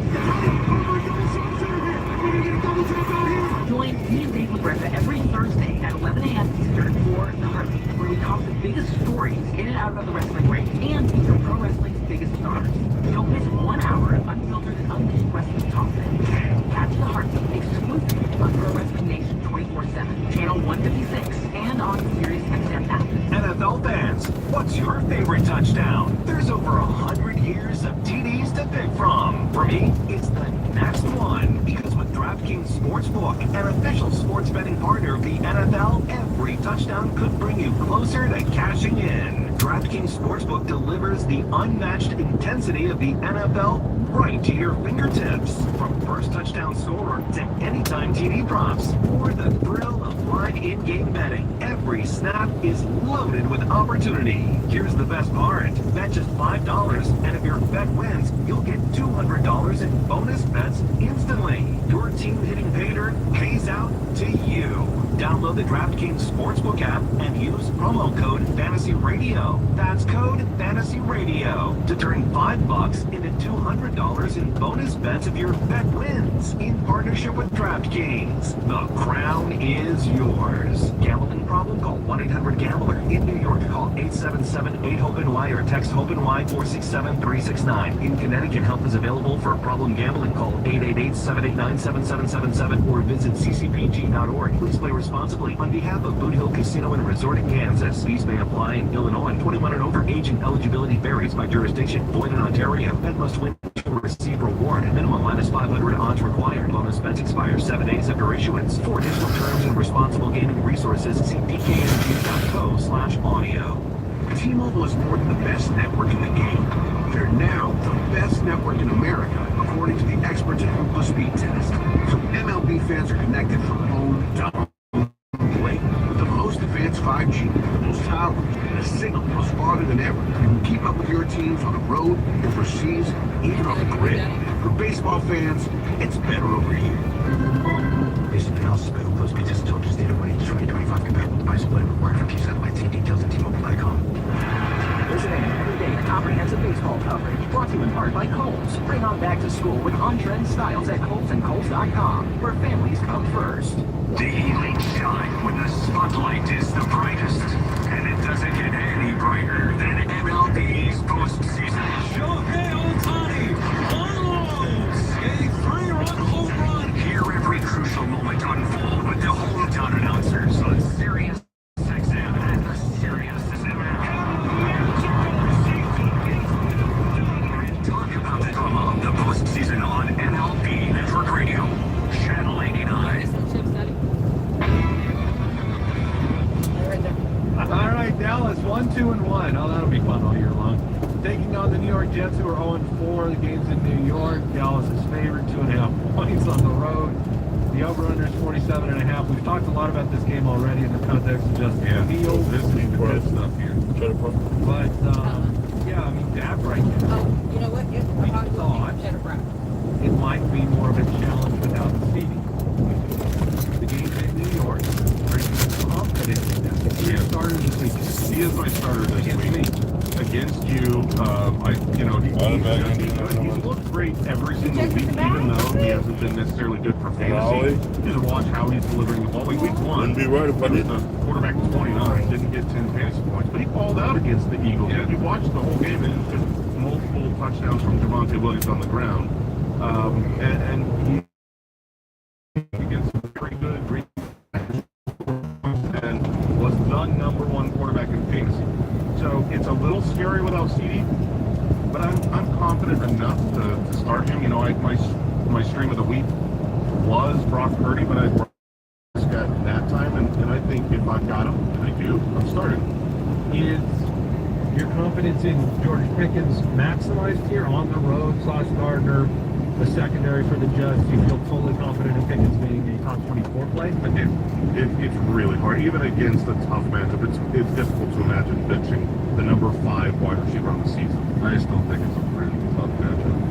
I mean, the last 3 weeks for Pickens, 9 targets, 11 targets.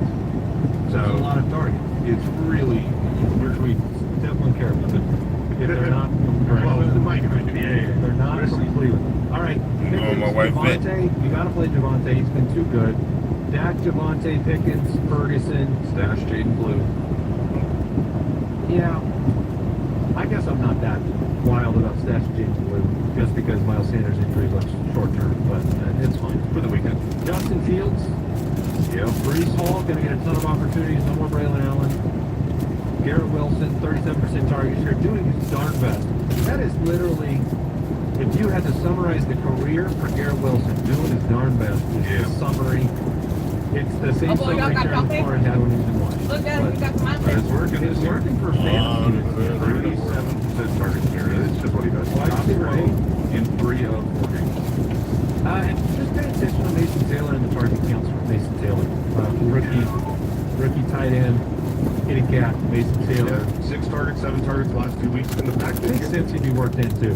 For sure, because you've got Garrett Wilson with a 37% target share because there's no one else to throw the ball to on this roster. It's like they throw the ball to Garrett Wilson, outside to Brees Hall, out of the backfield. But if you're looking down the field, there's just no one else, and they're starting to find Nelson Taylor, and I think they're going to. She was limited on Wednesday with a soft throw.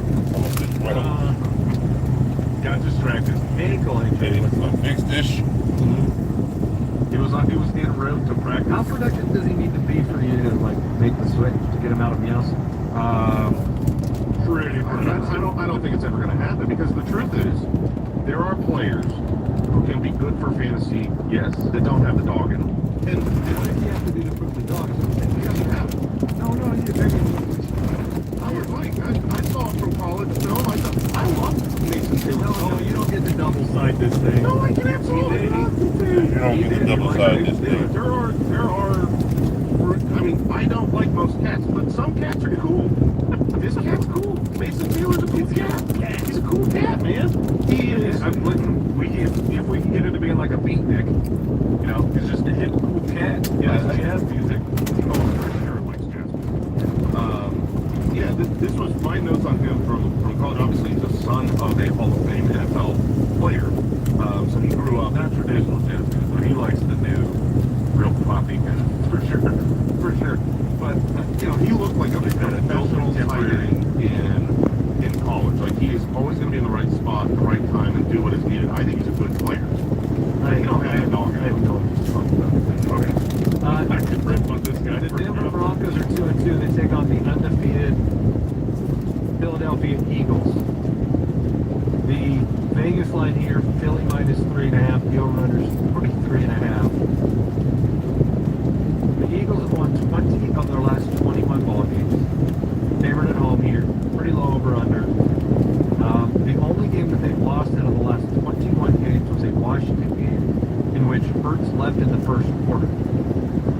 They only need 8 yards for first down. They're the only team in the NFL that needs only 8 yards for first down.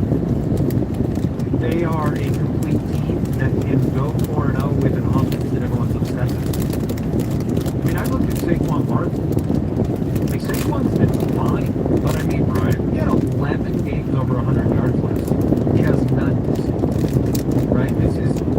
he is, in fact, running for 3.1 yards per carry. Yeah, it's not... it's still dominating for fantasy. Yeah, exactly. He's right at 14. Yeah, I wouldn't dominating. Okay, but he's still been starting 3 games over 15 points is out of 4. It's very, very good. So the offense hasn't been as productive. The defense is holding it together, and they're a clutch team. They figure things out over the course of the game, even if it starts bad. A.J. Brown, Devontae Smith. It's the craziest. If you look at their consistency charts, you look at their player profiles on the website, it is a perfect mirror. It is, you would not have wanted to start them in 6, like combined 6 starts. And then there's 2 in week 3. Both of them were good in week 3. But it's like, basically the Eagles threw the ball in week 3. Yeah. And so when they did, A.J. Brown and Devontae Smith were good. And the other weeks they haven't needed to throw the ball, and they have not been good. I'm glad that the Broncos are looking like a good team right now. Like they're coming off of, it looks like they're getting it figured out. Coming off of a very big win where Bo Nix looked great. So if the Broncos can come to Philadelphia and show up and put points on this good Eagles defense, then that's really good news for A.J. Brown and Devontae Smith. 2 good players who make community. Yeah, you want to be a part of the reason why you're winning. And not just because you're blocking. When you are going 4-0, but not getting a ton of fantasy, I still want you to complain. Get any bit. Yeah, so how do you translate that all, distill it all down to what you're going to start? You're going to start A.J. Brown. Because, I mean, the Broncos are very good against that wide receiver position, not even considering the... Like, I feel like we should have some questions around A.J. Brown. Really? Okay, let's ask some. A.J. Brown, there's really, yeah, so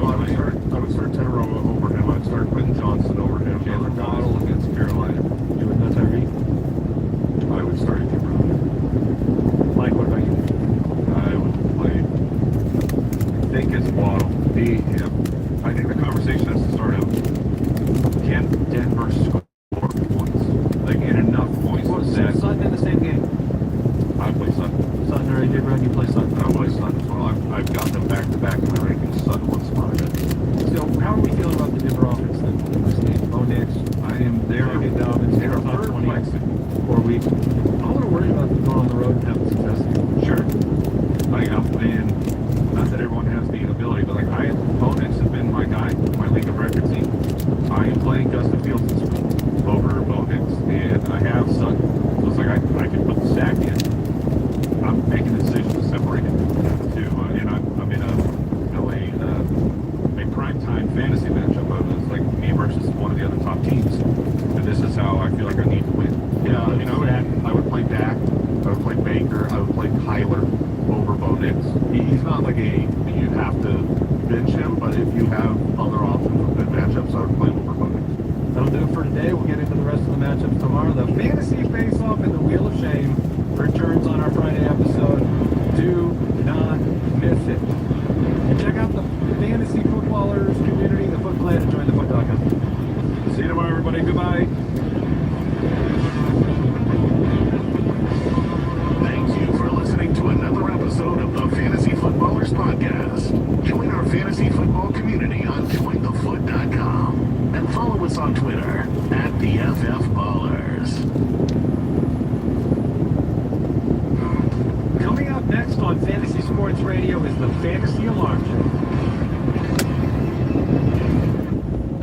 Football season is heating up on PrizePicks. You and I make decisions every day, but on PrizePicks, being right can get you paid. So don't miss any of the action this season with PrizePicks, or it's good to be right. Download the PrizePicks app today and use code FOOTBALLERS and get $50 instantly in lineups when you play $5. That's code FOOTBALLERS on PrizePicks to get $50 instantly in lineups when you play $5. Win or lose, you'll get $50 in lineups just for playing. Guaranteed PrizePicks. It's good to be right. Once you're present in a certain state. This town is called Delano. It's probably named after Roosevelt, Franklin Roosevelt. His middle name was Delano. Oh. They got a hotel in Vegas named called that too. Delano. 89 in the SiriusXM app. No transportation will be included in connection with these prizes. Full contest information, official rules visit SiriusXM.com/MLB +1 Euro 2025. No purchase necessary. Open only to current SiriusXM subscribers prior to September 19th. That's the U.S. resident over the age of 18. This is Marshawn Lynch. On PrizePicks, being right can get you. Don't miss any of the action this football season. Makes this good to be right. Millions of members with billions of dollars rewarded and winnings. PrizePicks is the best place to put your takes to the test. Huge and available in 40 plus states, including California, Texas, and Georgia. Just pick 2 or more players across any sport. Pick more or less on their projections. And if you're right, you can cash in. With simple stats and fan-friendly policies, PrizePicks is the best place to make your picks. Most importantly, they don't play by your paper. All transactions on the apps are fast, safe, and secure. Download the PrizePicks app today and use code SPORTS to get $50. You play your first $5 lineup. That's code SPORTS to get $50 in lineups after you play your first $5 lineup. PrizePicks. It's good to be right. Must be present in certain states. Visit prizepicks.com for restrictions and details. What if you had the smartest Wi-Fi? If you did, it'd be Xfinity and it'd come with their best state-of-the-art equipment. It would boost speeds to the devices that need it the most, whether you were streaming, gaming, or gaming while pretending to work. It would even power your mobile connection so you could bring faster, secure Wi-Fi speeds with you where you use it most. If you had the smartest Wi-Fi, everything would work together seamlessly to keep you connected. Xfinity. Imagine that. Restrictions apply. What's going on, fantasy football fans? It's Andy from the Fantasy Footballers. Are you on the hunt for a fantasy championship? I'd like to invite you to join the #1 fantasy football community on earth at jointhefoot.com and become an official Foot Clan member.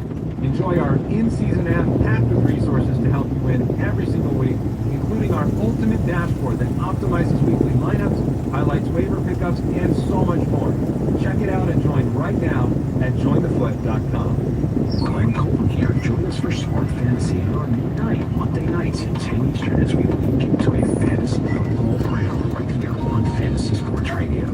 Theo, find the end zone. This is Terrell Sirius XM's Fantasy Sports Radio, home of fantasy sports.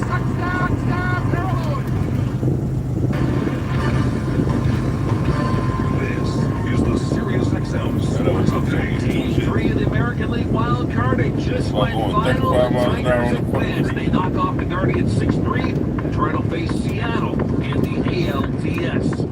National League Game 3, you've got the Cubs a 2-0 lead on the Padres there in the bottom of the third. The Red Sox and the Yankees later. Of course, all the action on MLB Network Radio, Sirius XM Channel 89. The Dodgers will start Shohei Ohtani for Saturday's Game 1 of the National League Division Series against the Phillies. 49ers and Rams will kick off Week 5. Matt Jones will be the quarterback for San Fran. Stafford set to go for L.A. Let's go this week. Stafford, unusual grudge match against their bitter rival. They're a really well-rounded football team, always have been. When we played them, it's a bare knuckles physical fight. I mean, they're going to try to run the ball right action, play action, and over the top. And on defense, they're going to line up, know exactly what they're in, and just try to out-physical you. So it's a big challenge for us, but a lot of credit to them because they've done a heck of a job with some injuries along the way early on. 8 Eastern on Sirius XM, NFL Radio Channel 88. Duke added 2 years to the contract of head basketball coach John Shire, thus his deal runs through 2031.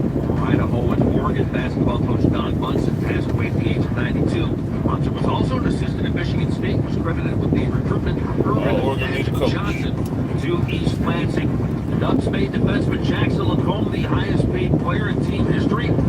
Sportsnet reports it's an 8-year deal with an average annual salary $9 million. The Sirius XM NBA radio season preview shows feature the Spurs at 7 Eastern, followed by the Kings on Channel 86. For Sirius XM Sports, I'm Sick for Coffee. If it's happening in sports, it's happening on Sirius XM.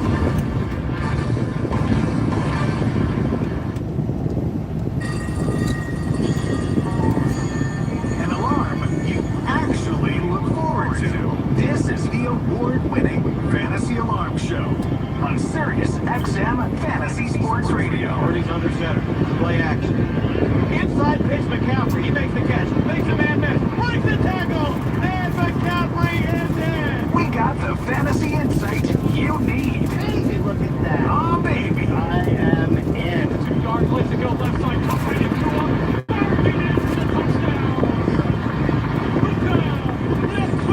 This is the award-winning Fantasy Alarm Show. Here are Howard Bender and Andrew Cooper. What is going on, everybody? Welcome in. Thanks for joining us here at the Fantasy Alarm. I am Howard Bender. Got Andrew Cooper here with the Shan Blood, Josh Wagner. They're producing today's show. So say hi to them when you call us up at 888-963-2682. We know you got some start-sick questions. We're going to try and get to as many as we possibly can here during the show, but there's so much to talk about, so many things going on. We will talk running back workloads. We're going to talk targets and bring you the target report. We are breaking down the 49ers-Rams game, Thursday Night Football, with two of the ultimate competitors, our friends from the highway, from Music Row Happy Hour and the Hot 30 Countdown, Nick Ultra and Buzz Brainerd. They're going to join us. They are in the Sirius XM Music League. Nick and I are in. They are huge Detroit Lions fans and want their fantasy team very, very strong. So we're going to cover the game with them. We're going to give you our fantasy alarm parlay. There's so much happening here. Let me bring him in. Andrew Cooper. 5 kicks off tonight. How you feeling about Niners Rams? Yeah, I mean, it's interesting. 2 3-1 teams. Who is the Niners? Who? I think it'd be a close game, but Vegas doesn't think so. Vegas is not feeling good about these injuries on the 49ers side. It would be a lot more fun if we had, guys like Brandon Ayuk and Jennings and Bearsall and Purdy playing. That's not what we're going to get. What we are going to get a super exciting slate for DFS. That is a big one tonight because, I mean, so many crazy options. Who knows what's going on? Maybe some revenge games. The Cooper. Maybe some former teammates playing together. A lot of stuff to lean into today. I'm excited for getting to, we're going to dig into all that as deep as possible in the second hour. So very excited about talking the game today. Yeah, anybody who was on the Fantasy Alarm YouTube channel today for Alarm Fantasy Football, you guys know it. It's not a secret. I've actually been talking about this guy now for the last couple of days since Jawan Jennings and Ricky Pearsall were all sorts of banged up, and I said, look at DeMarcus Robinson for this week. And you know what? It's really kind of funny because on Tuesday is when I think I said it the first time because neither guy practiced. And I was like, oh, short week. This could be problematic. DeMarcus Robinson, I took the over 24.5 receiving yards. I looked just now, and I think it's at 30.5. So, you know, I've been trying to get people to bet it. You know, do the 27.5, 28.5. I even put it in the Discord. I said I would bet it up to 30, and then I would stop. Like, just leave it at that. 29.5 was the ceiling for where I was going to go with it. Just because, you know, Kendrick Bourne is here also, and let's not forget, Kendrick Bourne, he knows the scheme. He knows Shanahan's scheme. But I'm super psyched about this game here, and it's not even just about the personnel, because like I said, San Francisco's system, anybody can do it. Yes, are there better guys doing it? Yes, there are usually better guys. Brandon Ayuk, George Kittle. I would much prefer to see those guys. I would much prefer to see Jawan Jennings and I bet you they be having some working in I'm going to take what I can get right now, and I'm going to make those adjustments from there. DeMarcus Robinson, I'll tell you what, man, I even think that San Francisco kind of surprises people. Just in the sense that anybody who's taken the Rams in a survivor pool, and I'll raise my hand on that as well, because I am part of that, it'll be a little scary at times this game. I don't think this game turns into a big, huge blowout. It's McVay against Shanahan.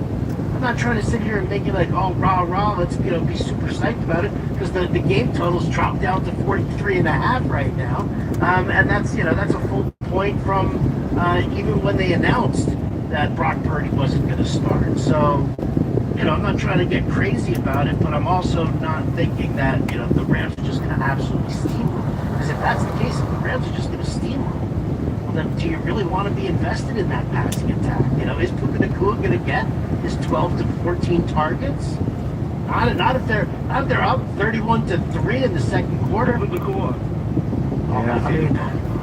It's a high. The thing going for Puka Nacua and Adams and Kyron Williams is such a highly consolidated scheme. And Tyler Higbee's down today, so I mean they don't even have their fourth target, a guy that he had like 6 targets on the year, so it doesn't matter. But like it's so consolidated that they should be fine. I think the one killer, the real killer, would be a defensive special teams. Like those are really what take it away from these games because like you're expecting them to score and you're expecting it to be Adams, Nacua, and Kyron. But as soon as you get these special teams touchdowns, we saw the Seahawks game, we saw the Commanders game, then the game gets bad. So we want to stay away from that. And I know what you're rooting for secretly, quietly behind the scenes on everything, Bender. You want? You know, listen, I've had this debate with Jim Bowden over and over again about quarterbacks paying quarterbacks salaries. You know, and I knew that he was, you know, pushing the narrative of quarterback salaries. Everybody just overpays top quarterbacks. And I'm like, well, coming from a guy whose team is paying their quarterback $60 million a year, yeah, I can understand why you would want that not to count against your salary cap. I was like, it just doesn't work that way. I thought it was a mistake giving Brock Purdy all of that money. And yeah, you know what? Mac Jones, I'm definitely rooting for him just to succeed. If he succeeds, it becomes a better game. It makes it more entertaining for me. It makes some of the props that we're all betting, you know, much more viable. So I definitely want to see some sort of a back and forth. And I do want to shout out one thing here also to the Rams, and this is to give you the kudos for final round of best ball. And I don't even know how many. I mean, if I did. I did over 100 best ball teams, but if I did 100, at least 30% of those teams have Tutu Atwell as the last pick in the draft. And you know, listen, last week he had that big ass touchdown in a best ball format. It definitely plays. And there's time for them to have, you know, a little fun with that, maybe. Right. I mean, every league where I was basically, if my draft started with Puka Nacua, I was circling 5. Yeah. I said, can we get him in the third round? Perfect. Then we're going to get Stafford because he's free. And with my last pick, I'm taking two that one. Because if one of these two guys goes down, we saw last year, I mean, he came in and was getting a boatload of targets. I feel like you get Jordan Whittington some, you know, for like the obvious rundowns and stuff like that. But hey, this guy can hit a home run at any moment. In best ball, those guys are fine. In regular leagues, probably on the wire. Oh, of course you leave him on the wire. Best ball, though, last pick of the draft, absolutely, you know. I mean, it's definitely, because it does make sense. And, you know, Nakua is a very physical receiver. Devontae Adams definitely is getting older, right? Hamstrings are a little tighter these days. So, definitely a possibility. You know, it's kind of funny. So we're talking wide receivers here for tonight. Yeah, we'll do like a full breakdown and some prop plays and stuff like that. I did want to talk to you about stuff that, you know, I mean, you go through, you know, the Twitter data dumps that happen on the regular once a week is complete. And just start looking at things. And basically, the overall trend that, you know, a lot of people seem to be focused on is the lack of production top 30 wide receivers. Now, you know, everything that they posted there has shown that the number of passing attempts hasn't changed, right? It's basically been, you know, between 59 and 61% in each of the last 5 seasons, right? But receptions and receiving yards both down. And, you know, one of the things that, you know, people are citing is the new kickoff rules, shorter fields. There's not really a reason to be stretching the field all that much. And I'm kind of curious, like with everything that you've kind of caught through all of this, because I know you look at like Ryan Heath's stuff over at Fantasy Points, you know, Rich Rebar over at Sharp, all the work that those guys put in there, we kind of look at that. Has it gotten you to look at your wide receiver room a little differently? How much does it change waiver wire pickups and stuff like that? Where are you at with the receiving core? Because it is true, man. I mean, you know, look at Brian Thomas and A.J. Brown are the two easy examples. But overall, top 30 are not producing like they're supposed to. You know what's interesting is I do lean on analytics for a lot of things, which is what, you know, JJ and Ryan and Rich do. But this problem actually comes more from the X and O side of things. And, you know, the more I learn about these schemes and what guys like Vic Fangio are doing, what's basically happened is offense was ahead of defense in terms of complexity for so long, with the option routes and all these crazy things like Julian Edelman and Tom Brady used to have like mind meld. Same with like Jordy Nelson and Aaron Rodgers, and they'd run these crazy option routes where they were basically using telekinesis, right? Well, what ended up happening is that defenses kind of turned around and started revolutionizing what they're doing with these defenses like Palms, and they've got these, the best way to explain it is if-then-that rules. And everybody learns all the rules where if you have a 3 wide receivers in a bunch, and they see how the first guy releases, and then they immediately know, okay, if this guy releases vertically, we all do this. If this guy does this, and we all do this. And they're revolutionizing the way defenses play, and it's making it so easy to contain things, right? And they're using the too high looks and all those things as part of it.